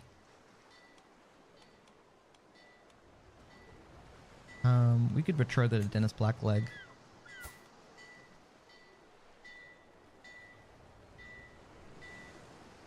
Matrilineally.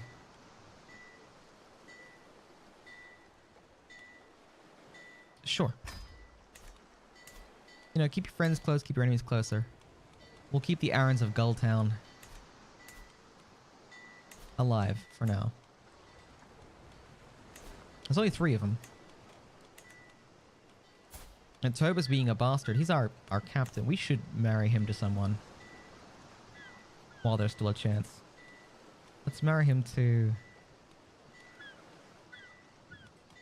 Elsie. Although that one, they'll change house, won't they? They'll become a cadet branch when they have kids.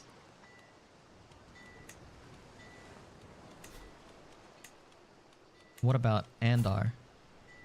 You guys gonna have kids? I don't think they're gonna have kids. I gladly accept your betrothal position. Oh my god, I cannot read today. Your courtier Tanissa will be betrothed to my son Dennis. Your courtier Tobus and my acquaintance Elsie will be joined in matrimony. Well, it looks like Andar is not gonna have kids. If we can get Tanissa married matrilineally, then Gawain Redgull,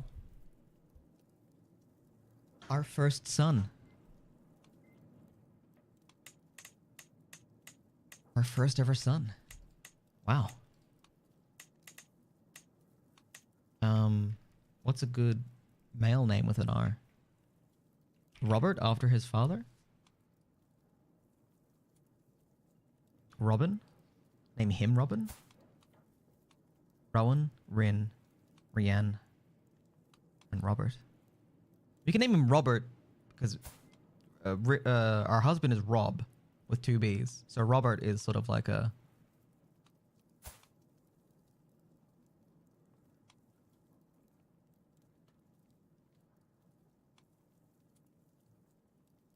I think that's nice. Robson. We'll name him Robert. Robert Redgull.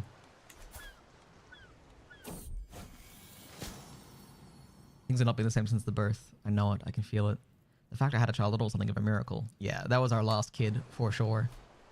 I'd be very scared if we have a pregnancy at age 45 and Michael Redford has passed, leaving only his 4 children alive as the scions of House Redford. They've married to the Waynwoods, which is a pretty good alliance, actually. It's a very strong alliance. Although they don't have that alliance at the moment. I guess it'll fire when they... No, it won't. They've already married. Lady Celian. Okay, so he's a landless knight at present. He is the heir to all though, so he inherits that. So Lord Mandan has become the lord at the age of 15, and Jandon has inherited the press claims. So our grandchildren through Rowan will indeed have claims on Strongstone. Good. All right. And we have Justin here as well to worry about. So she's out. She's married out. He isn't betrothed.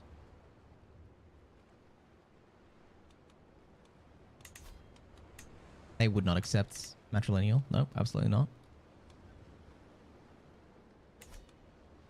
I wouldn't betroth my daughter to him anyway at this point.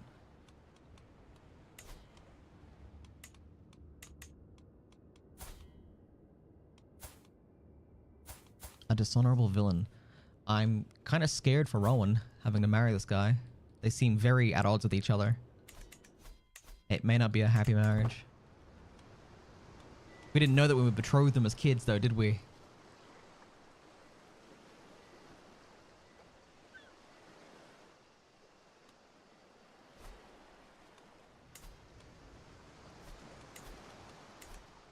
Would Rowan kill him?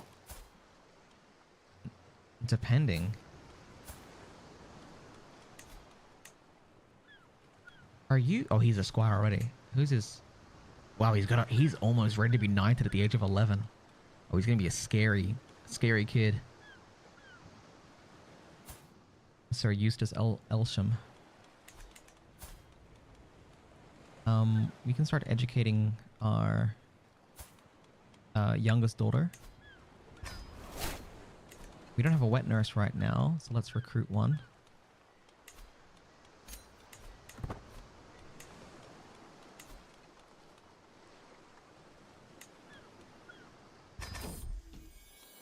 The experienced Della. Oh, 60 gold for a wet nurse now. We went up an income bracket, didn't we?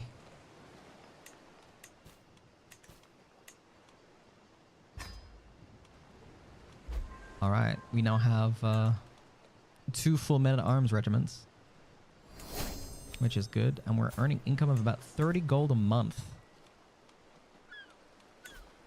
which will even out. Once this is maxed out, replenished, we'll see exactly how much we're earning per month. It'll be like 32-ish, I think. Serenity. Every now and then, I feel as if our family here at the Port of Arran might be like any other. Tonight was one of those times. My Castellan, Hake, was the picture of grace. Alana, I'm going to put you in other clothes. Forgive me, child. Who are you? What's your deal? You're lowborn, right? Lowborn, you've got good martial skill. You're unmarried. Can I just put you in like I feel like the Norse clothing would be the right fit. There you go. Western common clothing. That suits you. Does it?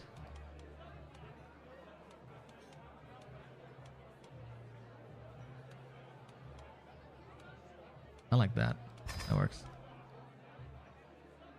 My Castellan Hake was the picture of grace, smiling warmly whenever the conversation turned his way. My friend Alana was once again the center of attention, calling for more drinks as she kept everyone laughing. Even my friend Mark kept mostly to himself, hands folded neatly in his lap. Everyone got along, laughing and even singing. At one point, I stood and made a speech that left my family a little teary-eyed. It was good. Would Rowan kill him is a great question. Would he be willing to kill his brother is the question I have. Your king has declared war on Captain Agor of Rexstone. But for what? Artifact claim war. Okay, so wait. The Golden Company disbanded and took over Duncan's camp. Wait, Duncan's camp still exists?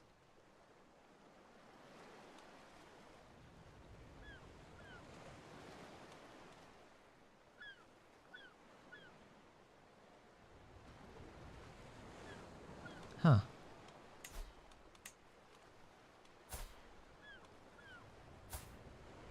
Alright, well.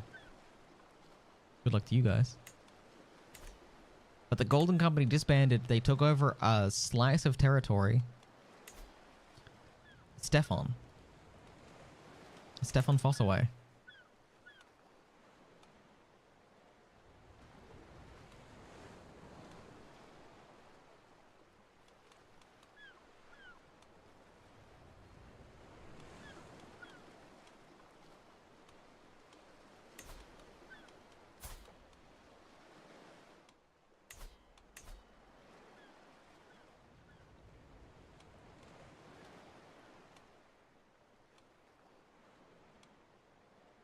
Huh.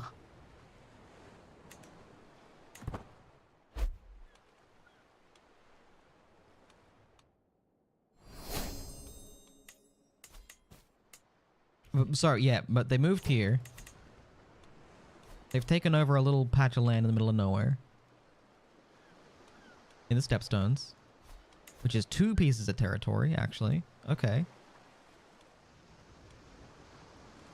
But the Iron Throne, with 50,000 men, has declared a war on you. With your 5,000. Pretty rough numbers. For all artifacts you have a claim on. That's going to be the fucking sword, isn't it? It's going to be the sword. It's the sword that he's wielding right here. Blackfire. Yeah. Oh, yeah. Yeah. King Aelor is showing up to take back the family sword. That makes sense.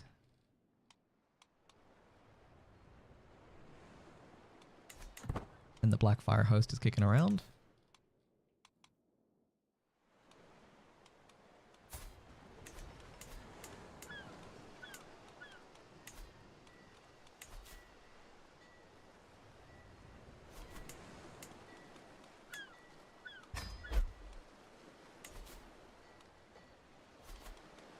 Lady Alon of Viprin. Where the hell is that?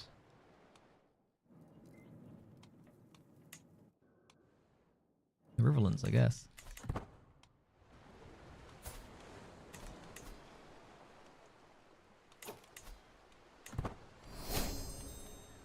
Well, we've done a lot. We could, in theory, have one more county. I don't know if Rain would expand, would she? This guy's sadistic, stubborn, and rude. And his heir is sadistic, lustful, and cynical. Are we willing to fight Colmer Grafton a second time, though? Are we willing to shed blood in the streets of Gulltown a second time?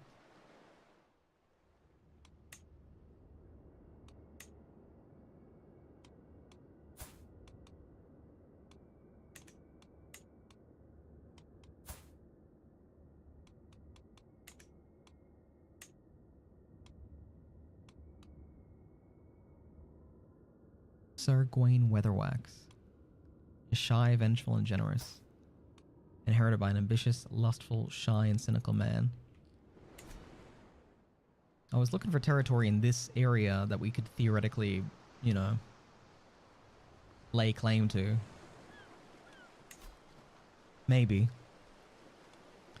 Arbitrary, gluttonous, generous. Arbitrary, arrogant, brave, and fickle. Would we take this from House True?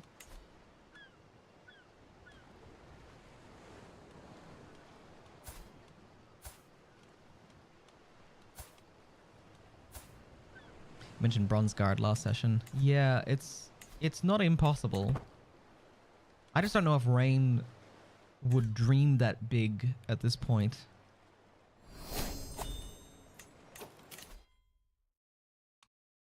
Hergeld.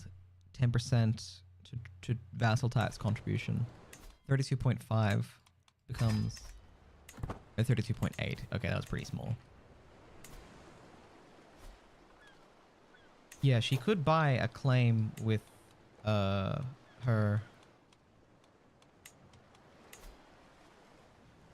piety. I just don't know if she would.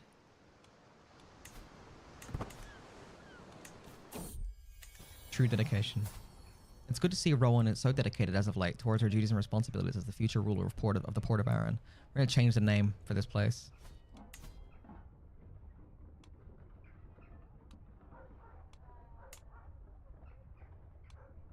We're going to rename it after the house. It's going to be called Goldfeather House.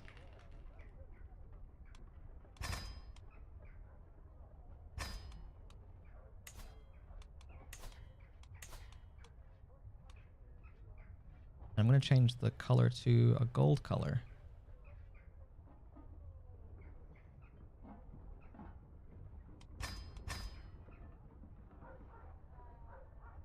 That's all I can do to convince her to take a break. Aaron training. What is the relationship between the Trues and your liege? Kennard likes the liege a lot, and I think Royce feels the same in return. It seems like the relationships are really, really good here, and not just with the liege, but also with us somewhat.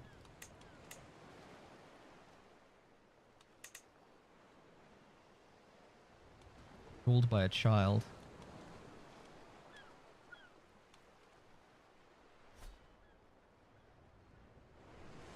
I think that if she was to move again, it'd have to be for something that was worth quite a lot and worth the bloodshed. And I don't know if any of that exists. The only thing I can think of that would be within her realm of possibility is...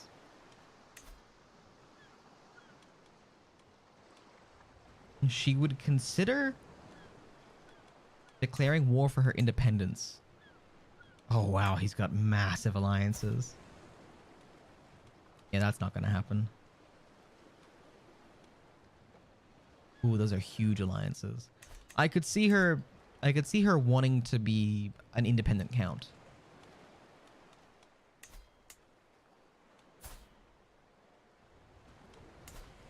I don't think they want Osgood Square.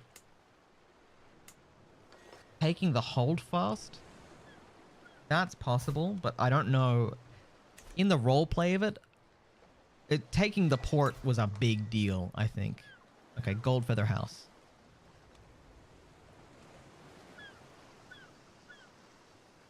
That's where we rule from now. This cool little keep. It's kind of more like a manor, really. A manorial estate in town. Whereas the Holdfast is a real fort. That's an actual castle. What does Grafton's heir look like? Diligent, generous, arrogant, and vengeful. He doesn't look like a bad guy. And his son is brave, calm, and a very skilled squire.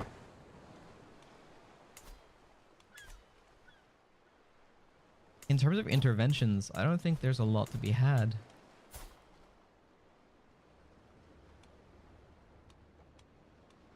And I don't know what we could justify for, like, claims, really. Truth told. Wickenden is the closest thing I can think of that we would actually be, like, interested in.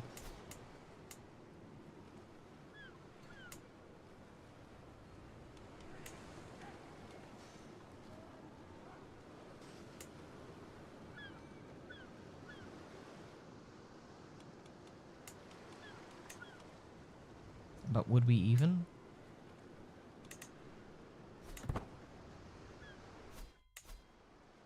Would your youngest daughter be a viable betrothed to the Grafton's one day challenge them rightfully? It'd be... The thing about it is, the path we have to gaining a high lordship is very legitimate at the moment. It's a very legitimate path that we're taking, in theory, which is, you know... It's still somewhat by right of conquest, but through claims that are gained in a very legitimate fashion. Which is that our children will have the claims. And I think our children will be stronger heirs to...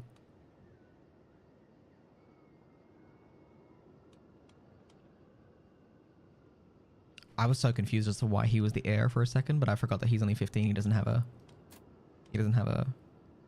Wife. Allied to the Trickster of Withermore. Interesting. Something tells me that our kids are going to end up better off than the kids of these two. I think they're going to have some pretty scary looking kids, personally. His stats are very, very low. She doesn't look like a very good person. She's going to be an intrigue person for sure. Yeah, oh, she's going to be scary. From Banefort. That's the Hooded Coast, isn't it? The Hooded Coves.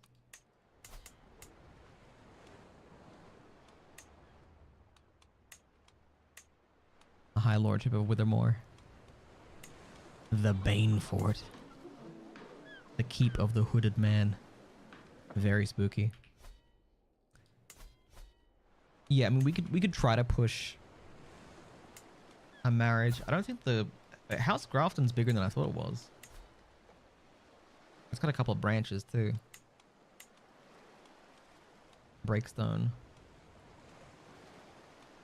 Teresa Stonefall, that's the lady that cheated.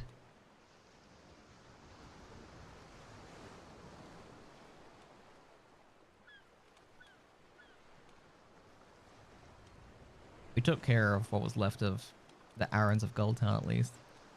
By, you know, making them like us and be our friends. Landless Knights.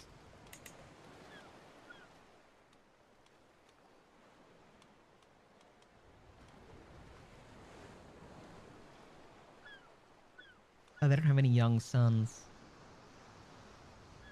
That's not in the line of succession. Hey, thank you for the follow there, Ronitj. Ronitj. You have to correct me on the pronunciation of your name.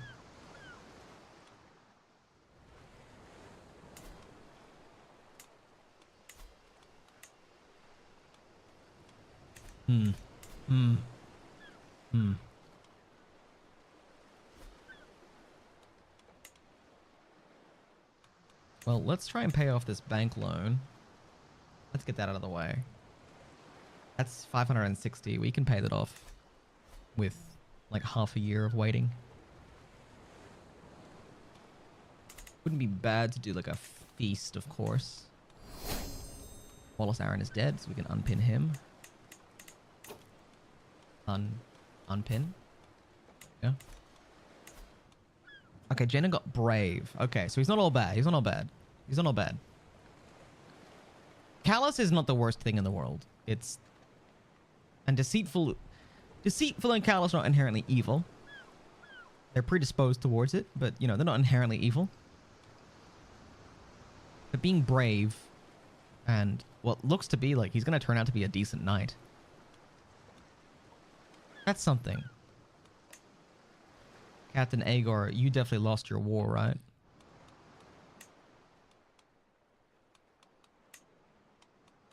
Yep. The Ugly Fire. They call King Aelor the Ugly Fire. Why? Because he's burned?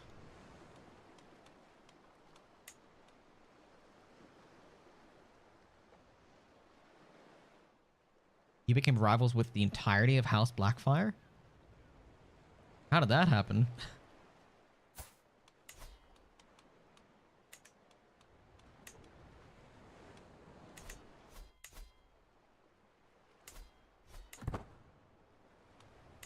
The Ugly Fire. My god.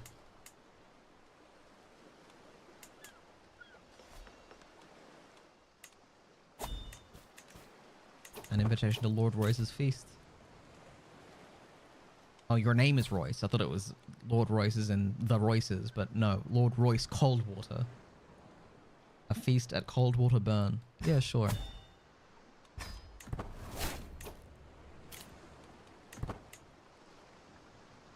Oh, because he took their sword. Yeah, I guess so. There might be an event that triggers when it gets taken. There's going to be nothing of interest at this feast, so we'll skip through it.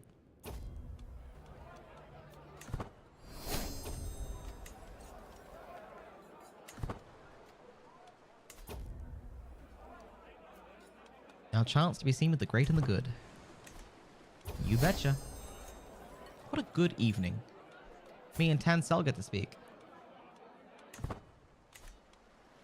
You gained a favor hook in LNA Coldwater.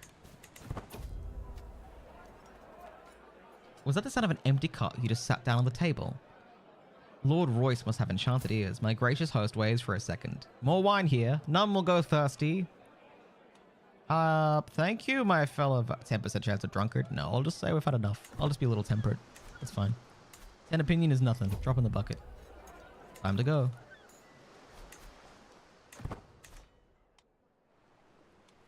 Pretty ordinary feast. Are there any Valyrian seal storage worth taking for the house? Great question. The artifact market. What does that say? What do we got there?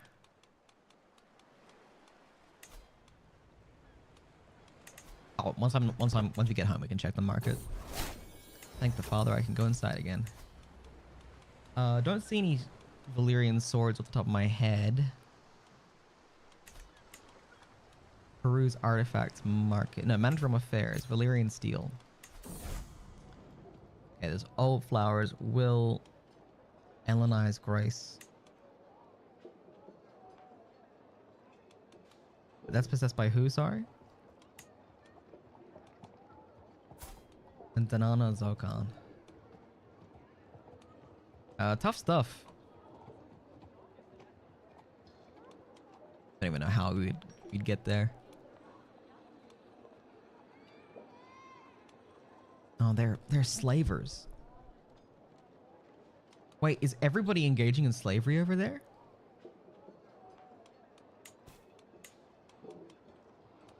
And Tyrosh and Lys. Tyrosh and Lys are both engaged in full-blown slavery. Shaymile, Raid Maiden, Den Maiden, Grey Gallows, and Upper Sunstone too.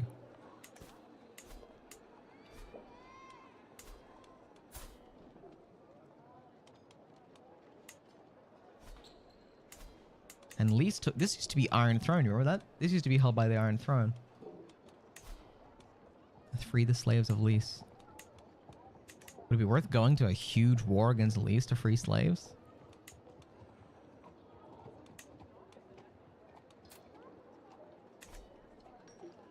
That could be an interesting mission. So Blackfire is now wielded by Aelor Targaryen. And Cloudbreak. Okay, let's take a look at this. I'm gonna pin some people that have interesting swords. Helenize Grace. Moro Adaris.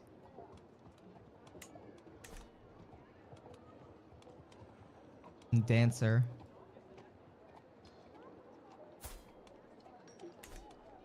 Dark Sister wielded by Sir Brynden Rivers. Blood Raven. Ain't that the three-eyed raven? It is. He's got green sight. Captain Aegor's admiral. Oh, okay. You're in the Stepstones. So you got to keep your sword. Dark Sister. That's that was Daemon Targaryen's sword at one point, wasn't it? Inherited by Daemon the Rogue Prince. Mm-hmm. Discovered by Fort King Aegon III. Dragonbane at... Given to Aemon the Dragon Knight, who died in a duel with Dark Harrow. Raven's Tooth. The bone-white longbow made for Brynden Rivers, more commonly known as Blood Raven. This impressive bow was crafted from a fallen branch of the great weirwood for which Raven Tree Hall gets its name. That's a cool weapon. Requirements. You are the Pact. You have to be of the North. I see.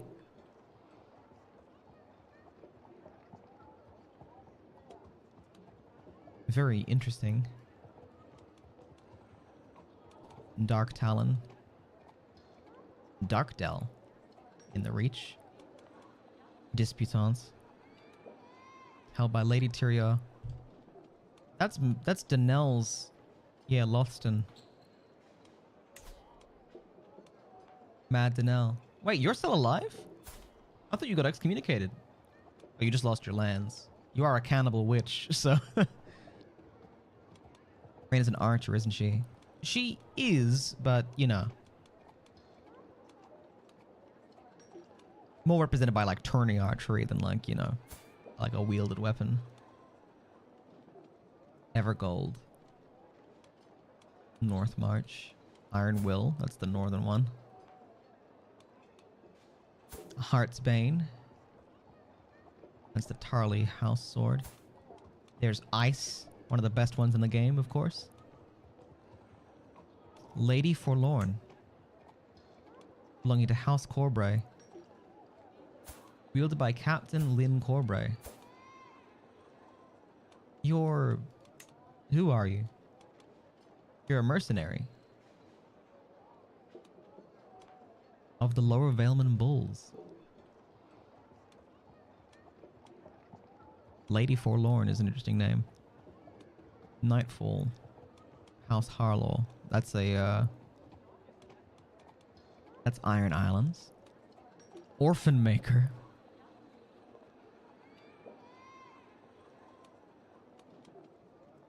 Roxton. Pincer by Celtigar. That's the axe.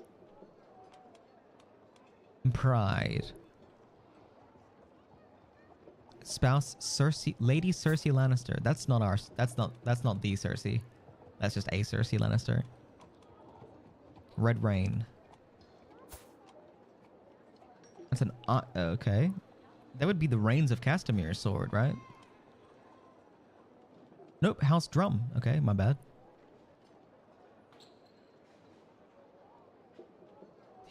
Hilmar the Cunning took the blade from an armored knight with nothing but his wits and a wooden cudgel.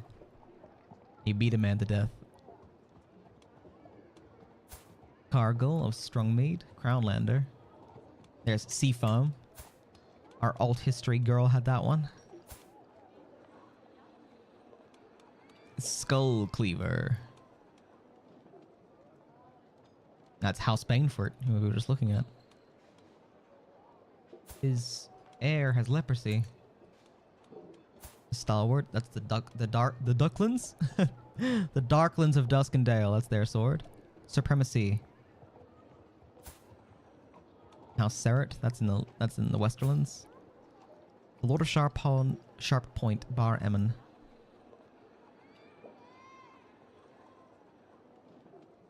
House Bar Emmon. The Swordfish. That's a maritime one. That's the one I like the look of the most, to be honest.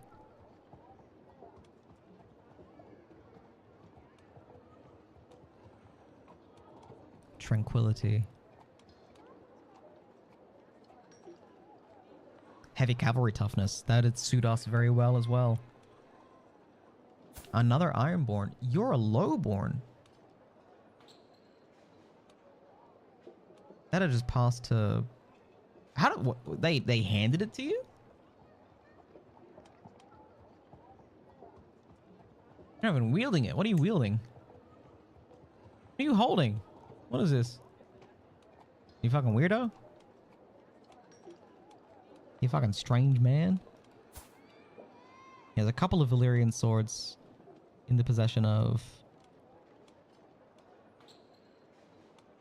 SRC people, which is more so what I would go for. I'd mostly go for like these SRC held swords.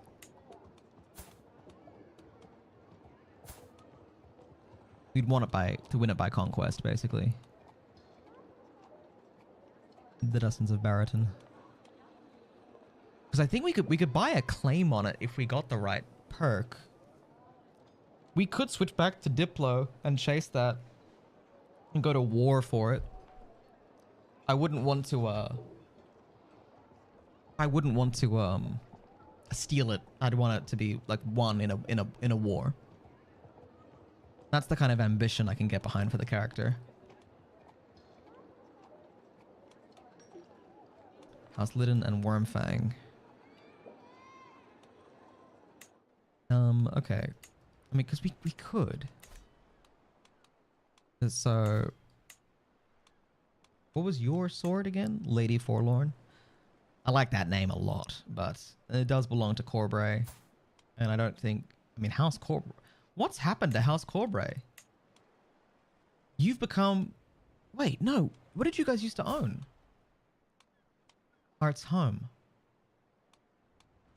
You were evicted by the Eastwolds, our remaining ally, because we lost our ally with we lost our alliance with Wait, you're imprisoned in the what? What did you do, Lord Franklin of Fair Isle? What's happening, man?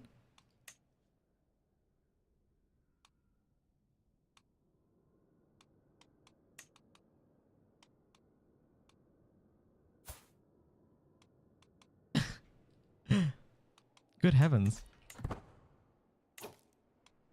That LSI's Grace one, like we taking the spoils in a slave liberation war on Tyrosh, right? Yeah, something to that effect would be more so what I'm after. You're at war with Mir. Is that what we would do?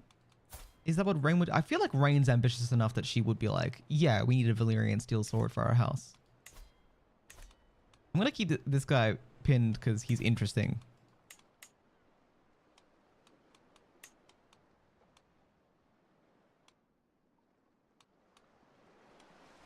We would need the claim to go to war with for the claim. We're not guaranteed to pick up the person that has the sword.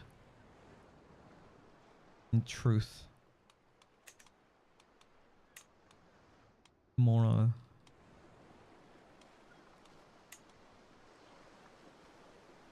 Cloudbreak.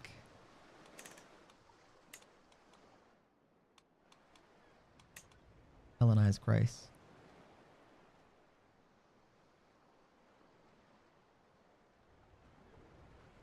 This used to belong to Durandon. This is a Storm King blade.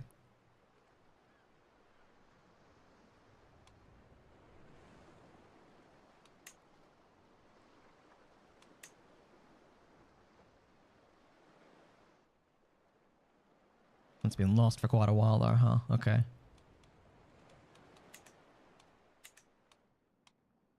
Thank you for the 8 bits, Snail. How are you doing tonight?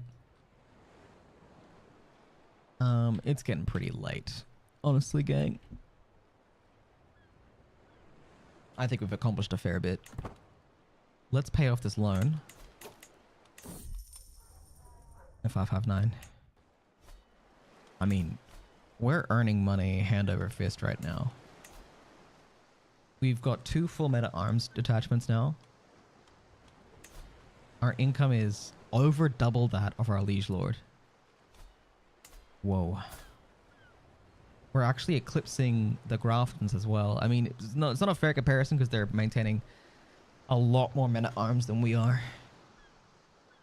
Like, if we didn't have any men at arms, we'd be earning another, like, 5-6 gold on top.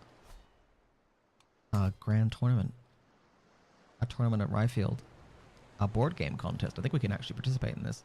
Let's do the board game contest, and then I'm going to wrap up. I'm at the tournament here in Ryfield.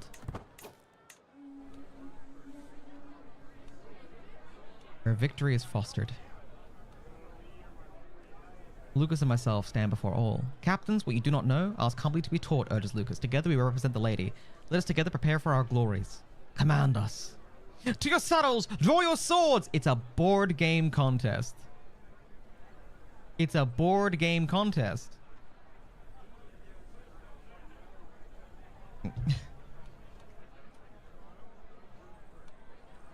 Your score increases slightly. Watch our opponents learn their weaknesses. Sure, that works. I think we'll qualify.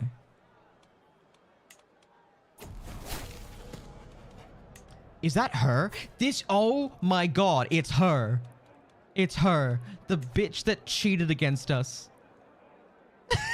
In the last board game tourney we did like years ago.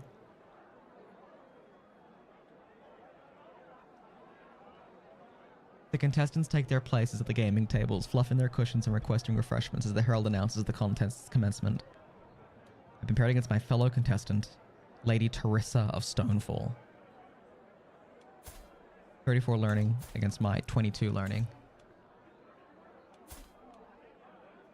I'm ready. Start a murder scheme.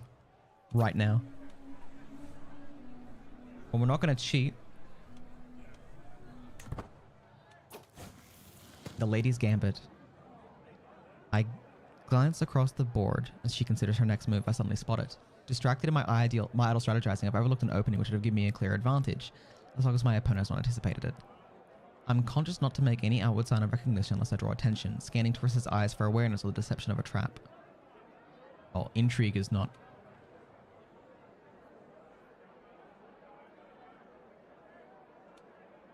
It's a ploy. My current strategy is sound.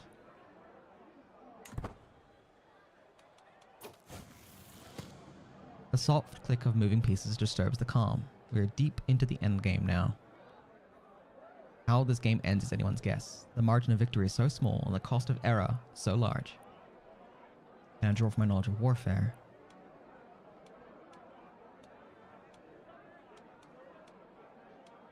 Learning and diplomacy.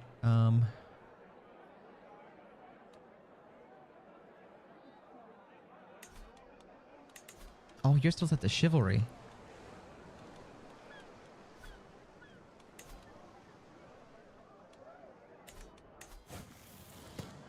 Learning and martial.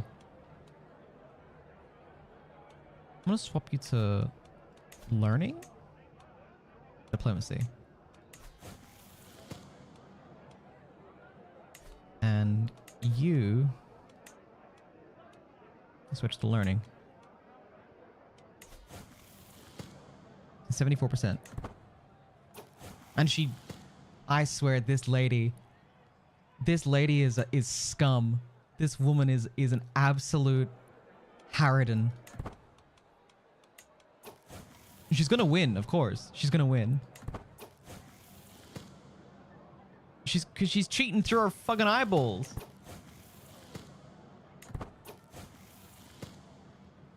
This witch.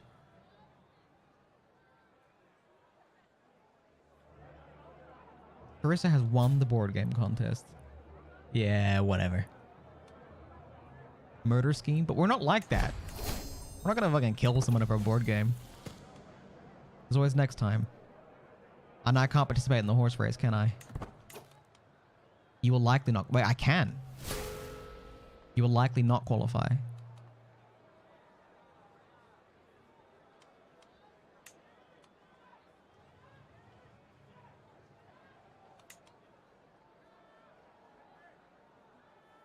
What do you need? Prowess. I've got pretty good prowess, I thought.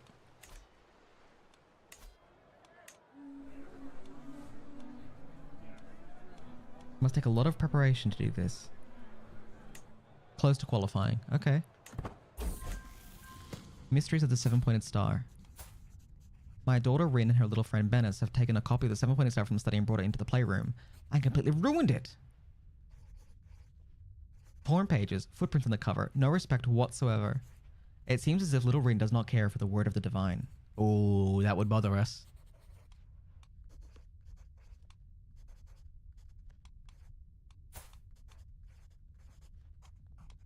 I guess we're not that pious. Have we used faith as ambition, like as a crutch? Well, let's go with this. This is interesting. Sure, it's a load of tripe anyway. She's cynical about faith compared to her mother, who was very, very devout.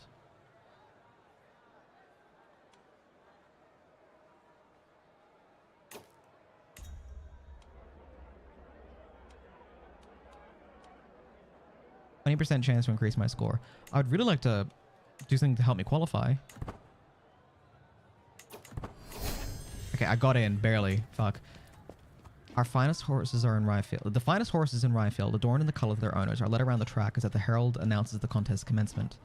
The riders mill around as they wait for the beasts to arrive, some stretching, some eyeing each other up. My fastest horse, Redfoot, has not gone unnoticed by the breeders and gamblers. This will be quite a race.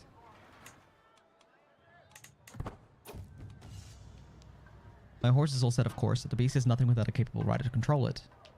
Oh, okay, so I can't even ride my own horse. Fuck. I've got 3 potential riders arrayed before me, all clamoring for the honor of being allowed to represent me.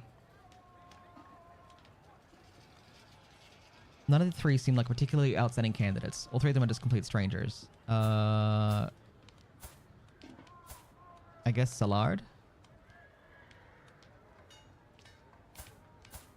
What is the criteria for this?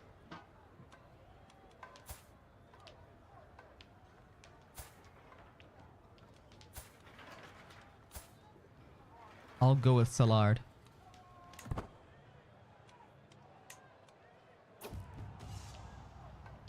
Mr. Clad. Yes. Yes, BC.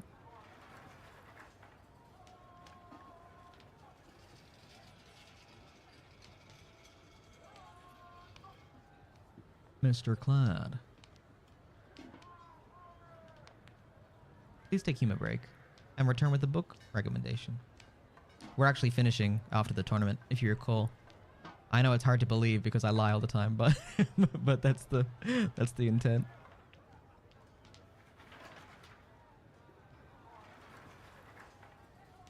Hard to believe because I'm a liar. Because I'm a fucking liar.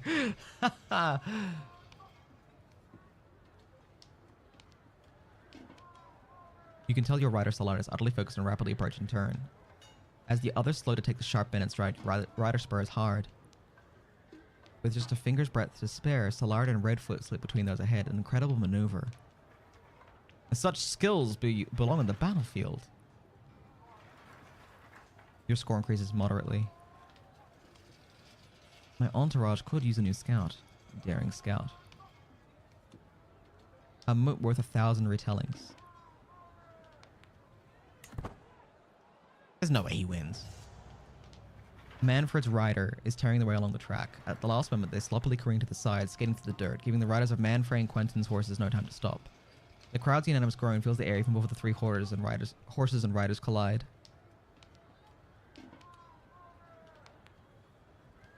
Ouch.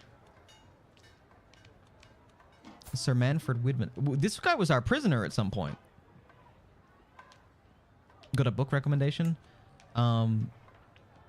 I have real problems reading these days. I probably need like reading glasses or something. So I haven't read a book in quite a while. I have to be honest with you. The only thing I really read that are hard copy these days is like play scripts. That's the only stuff that I'm able to like put myself into a position to actually read it. Hey Buddha, how are you doing today? I was released by Lady Rain of Goldfeather House.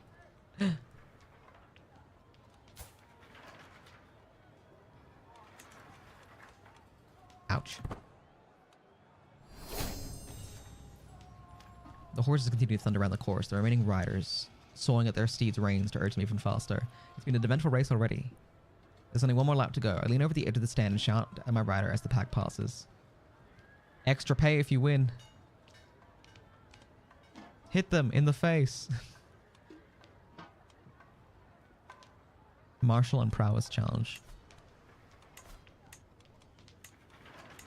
Sure, I can stack my martial for 1 second. That barely helped.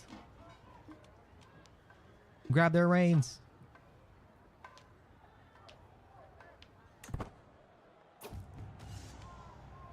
Reduced to 11%. Unbalanced and surprised by my call, my rider wobbles and almost falls. My horse loses a little ground as I round the final bend to the home straight. This is going to be close. My horse is bolting free of the chasing pack. If I can hold off my rivals, we win. The crowd reaches a crescendo. The riders urge their steeds on in unison. The finish line looms. One more push. That's a loss, surely. Yeah, I didn't think that. No way in hell. Thank you for the recent gift sub, Snail Jam. Hey Freya, how are you today? Lord Brandon's horse, the White Knife, crosses the line as the crowd erupts, closely followed by Lady Helen's Forthright and Sir Manfred's Pilgrim Face. So we didn't even come in third. Redfoot didn't even place.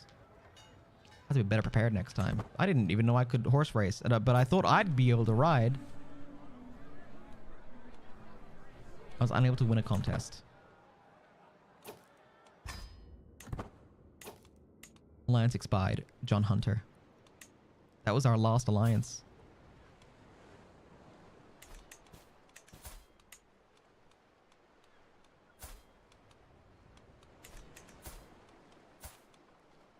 Lady Rowan of Redgull, how are you doing? And she's shaping up pretty well. Rin is also quite interesting.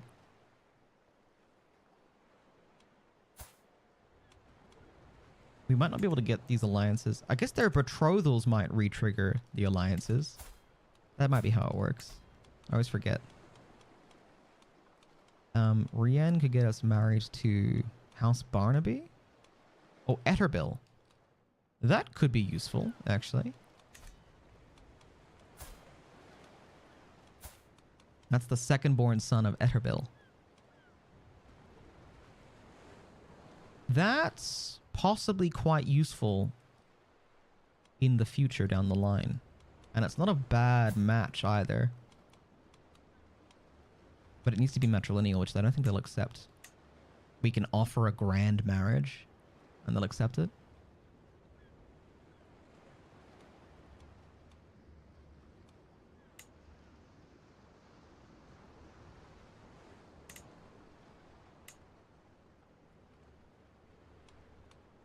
I'll put a pin in that. Not sure how I feel about that one. What about Robert? Robert can be betrothed to Lady Luna Underleaf for an alliance with this mercenary company.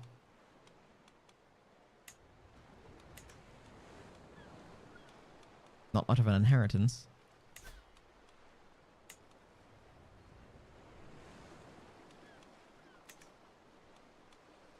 I'll pin her as well.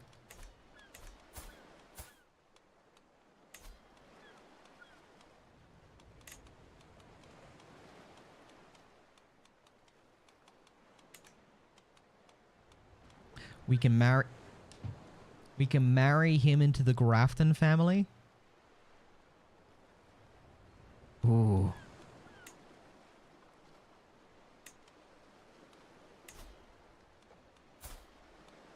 That's the youngest daughter of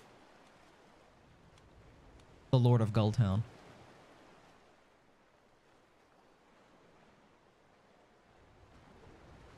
Yo.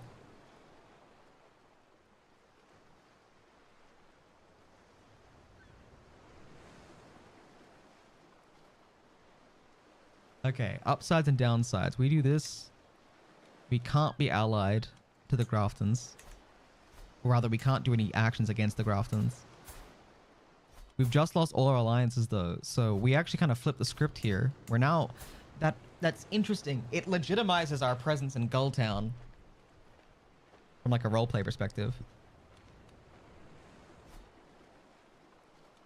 And in theory, because we could flip the script completely. She doesn't get an implicit claim. I'm always confused as to how...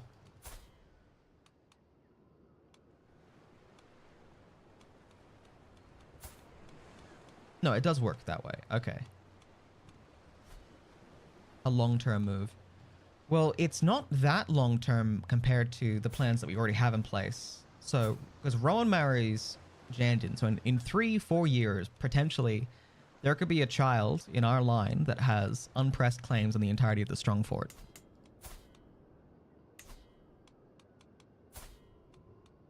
Now, possibly, like, at the same time as Amanda and Nora have their heir in place. So we can manufacture a succession crisis very, very simply. And having the alliance with Grafton means the Graftons could be the ones to help us put our grandchild on the throne of Strongfort. And then, ironically, you know, some decade after that, the marriage between our youngest and their youngest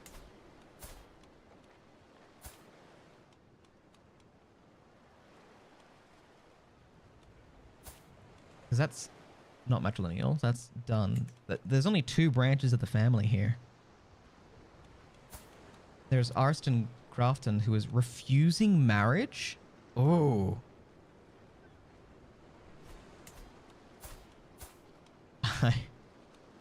I'm doing this immediately.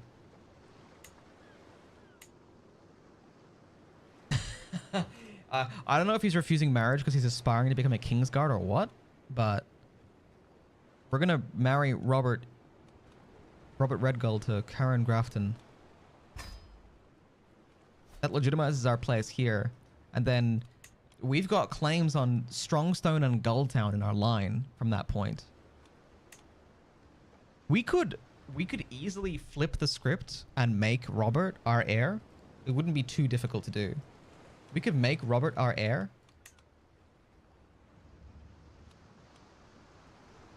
If we needed to. I'd rather play the Strongstone angle because I think it's more interesting to collaborate with the Graftons after what we've done, to me, story-wise.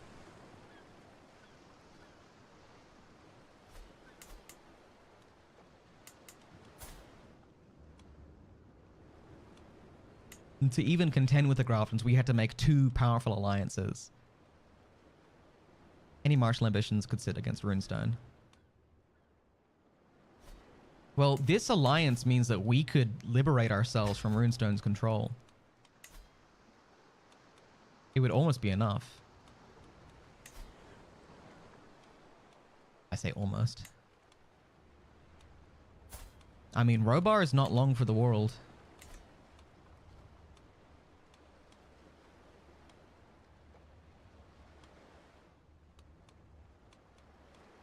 The Graftons could help us get our independence from Runestone.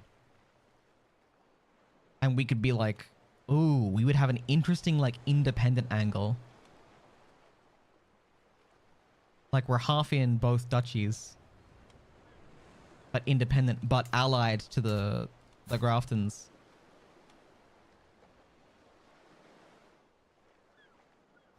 There's a lot to play with there. There's a lot to play with there. All right, well, we've played another 8 years of the campaign today.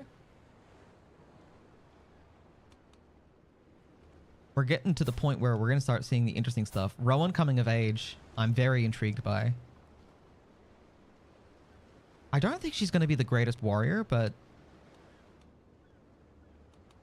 we're gonna train her as a knight. She's going to be our squire.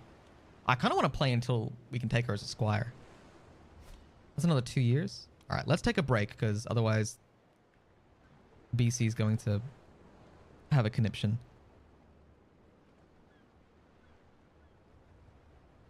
When was she born?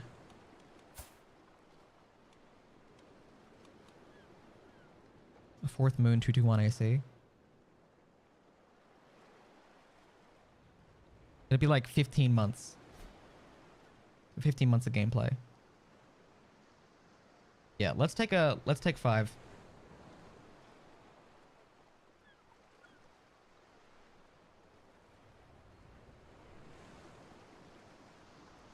I'll be right back. I'm slowly building a playlist of music for this campaign, by the way. So here, I'll play that music as for the ad break. How about that?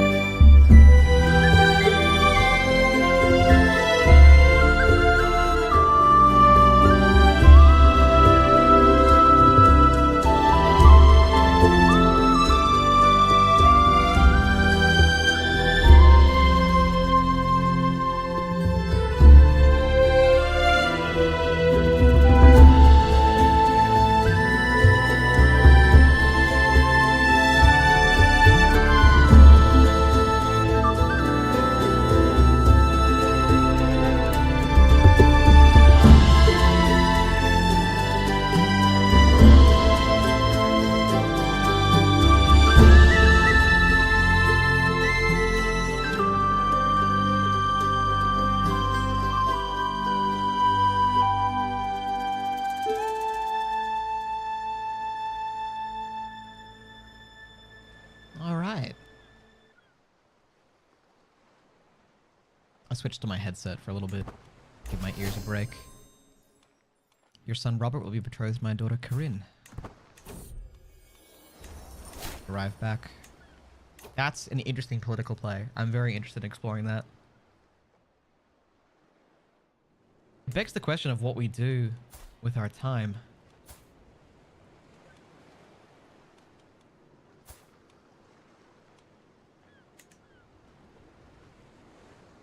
It does.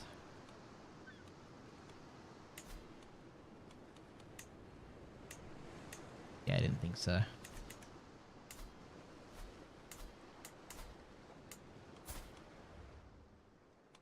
Yeah, there's a world in which we would take Wickenden from House Waxley, but their heir doesn't look quite as bad.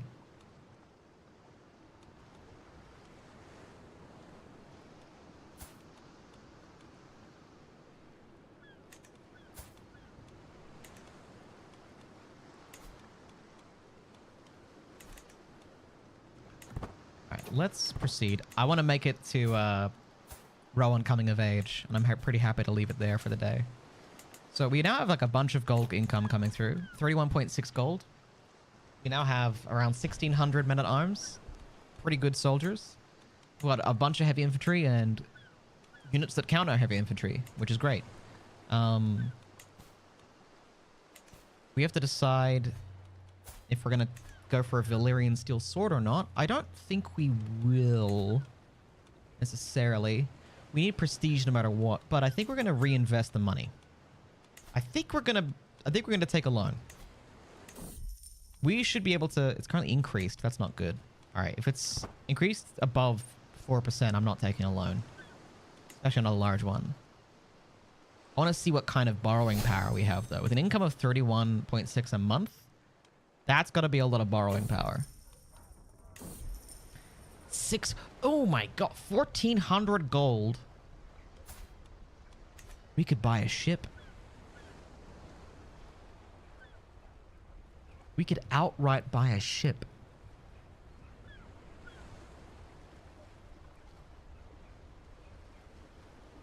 .6% interest on 1,400 gold is 6%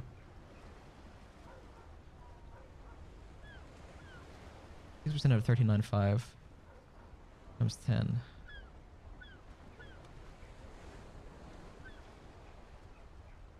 That's ooh, that is chunky. That is a lot. That would be, in theory, 2,232 repaid by the 15th of first moon.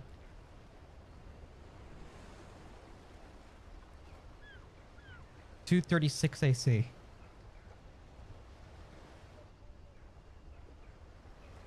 I don't know about that. Oh, 246 rather. We could buy a ship outright. Better than a credit card. 6%? 6% flat? Is that better than a credit card?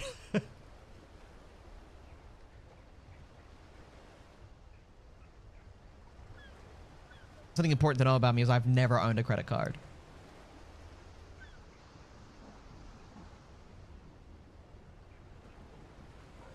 What's our actual income?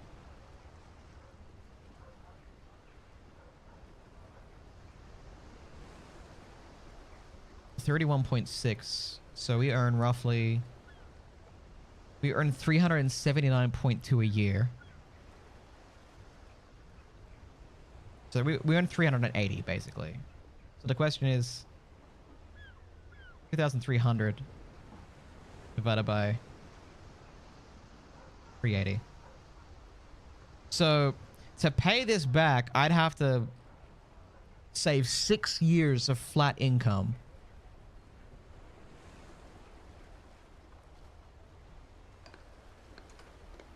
That's crazy.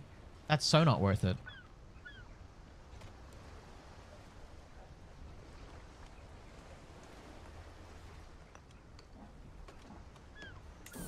What's a small amount look like? 560 with a rate of 4%.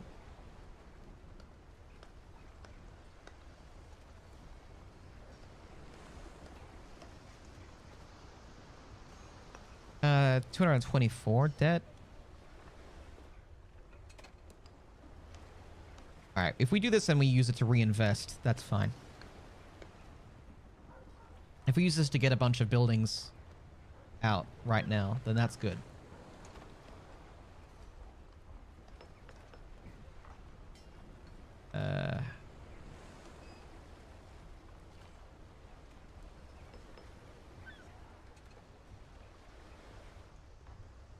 $784 gold repaid.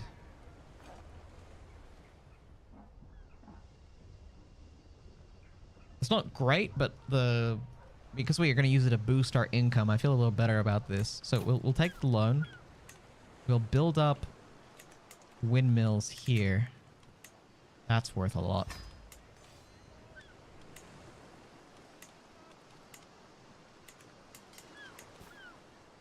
That'll be worth a fair bit when it goes through. And we also have a bunch of, yeah, once we get detailed ledgers, that's going to be a big deal. Once we make our way to at any cost and avaricious, that's going to be pretty crazy. So, and I think we can, does it tell us when we get our next perk? I don't remember. Is that, am I crazy? Is there a thing you hover over that tells you how long until you get a perk point? Or is that a...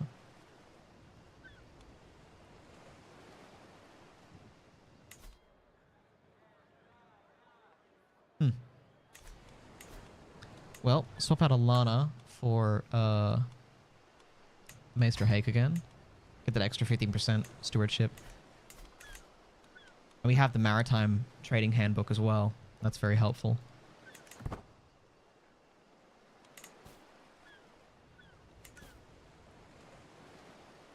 I gotta get going in about 10 minutes, as it turns out. My bad. Revelation. Tonight's family feast was a quiet affair without incident. I was just about to retire for the evening when I spoke to my friend Mark. I don't think he knew the full implications of what he told me, but he overheard my Castellan Hake whispering and then later, well in his cups, mentioned to me in passing. I understand the implication very well, even if he did not. Hake has a secret. He doesn't believe? He's Ironborn.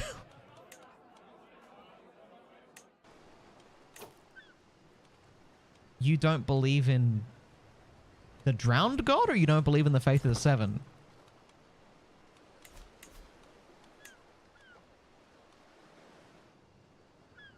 I don't know how to feel about either of those.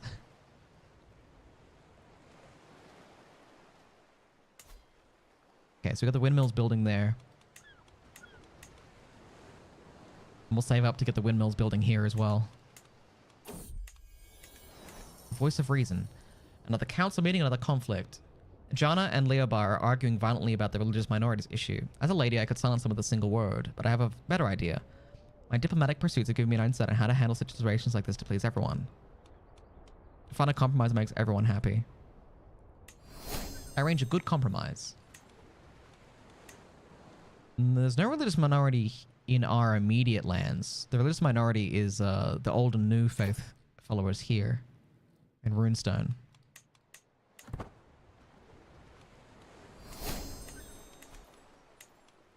My daughter's been taught. Lady Rienne. I'm going to teach you to be inquisitive.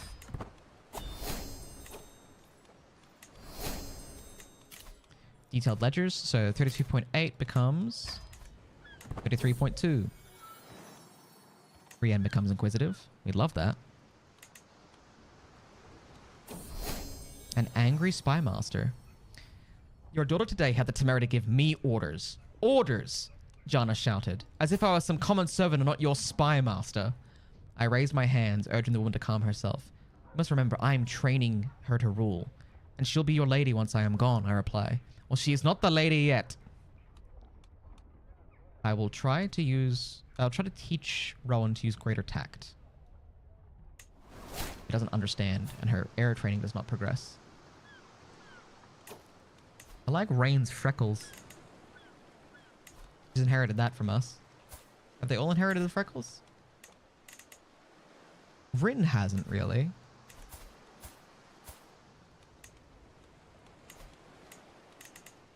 Rienne has. Our husband. Yeah, looks like Rin takes more after Rob, which is funny, of course. I don't know if Robert has freckles. I don't know if that'd show up at this age or not. I don't know how it works. I was gonna say, I was hoping to see more than just his disembodied head, if that's okay.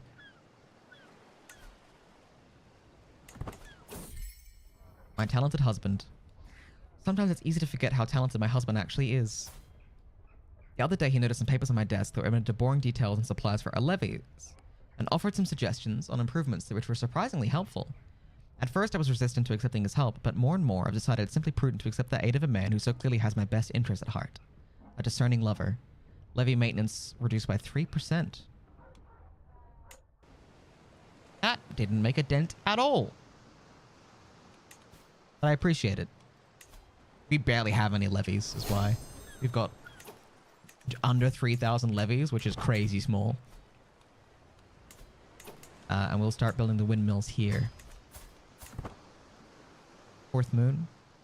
All right, her birthday's coming up. That'll be the end of the session for today. Will be Rain's firstborn coming of age. We'll see how she turned out being tutored by her husband. Yond, our Septon, died and has been replaced by Septon Tristan. Very well.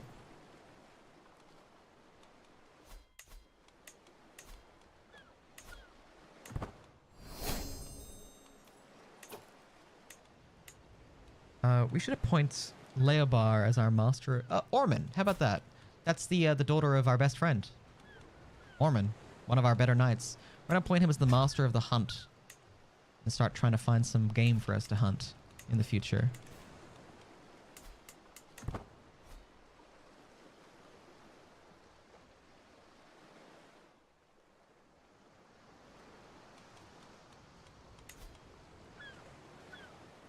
I don't think we can participate in hunts yet. We still need to reform the culture one more time. Switch this to equal, which costs 3,000. Wonder how long Rain is going to live, actually.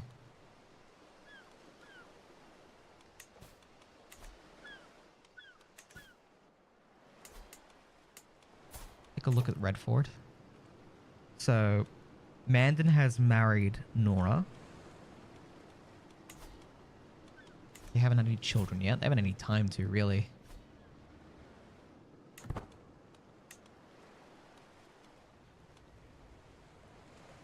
Okay, so this income is stacking up crazy quick.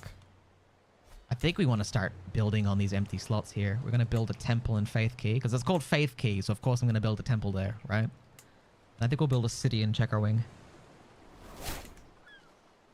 The R'hllor head priests have declared Nerissa as their head of faith. Fair enough.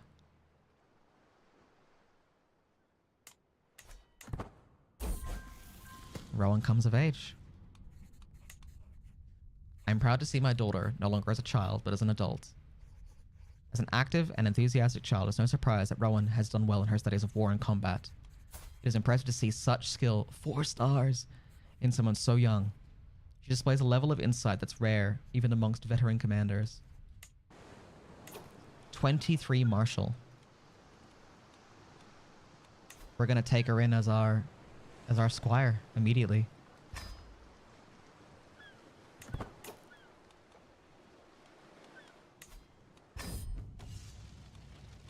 She's a bit old for a squire, but I until we have Marshal set to equal, I don't think we can take young girls as squires. They have to hit age of majority first. Train her in horse riding. She's doing great already. That was a lot of experience. Yeah, she'll be knighted in a couple of years. And that's where I'm gonna leave it tonight, guys. That's an excellent spot to leave it, I think. We've expanded our territory. We've like nearly, I don't know, multiplied our income by 600%. and done so while also housing a much grander army, we now like have nothing to fear from our fellow vassals under Royce whatsoever. We don't have a lot of routes for expansion in like a quote-unquote legitimate sense, but we have pathways to Strongstone and to, well, to the Graftons. Oh, he's injured. Infected wound. Oh my god, if he perished, that would be fucking crazy. Oh, she's matrilineally married. Okay. He's refusing marriage. Why is he refusing marriage? I don't know. Questions for next time. I want to thank you all for coming along today. I had a good time. I hope you had a good time. I know I did.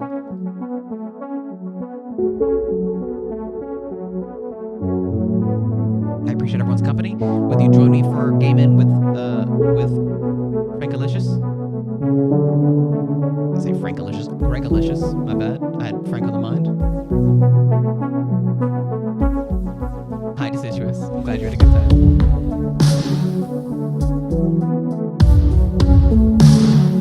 There's no one to raid, regrettably. I could check the Crusader Kings 3 category.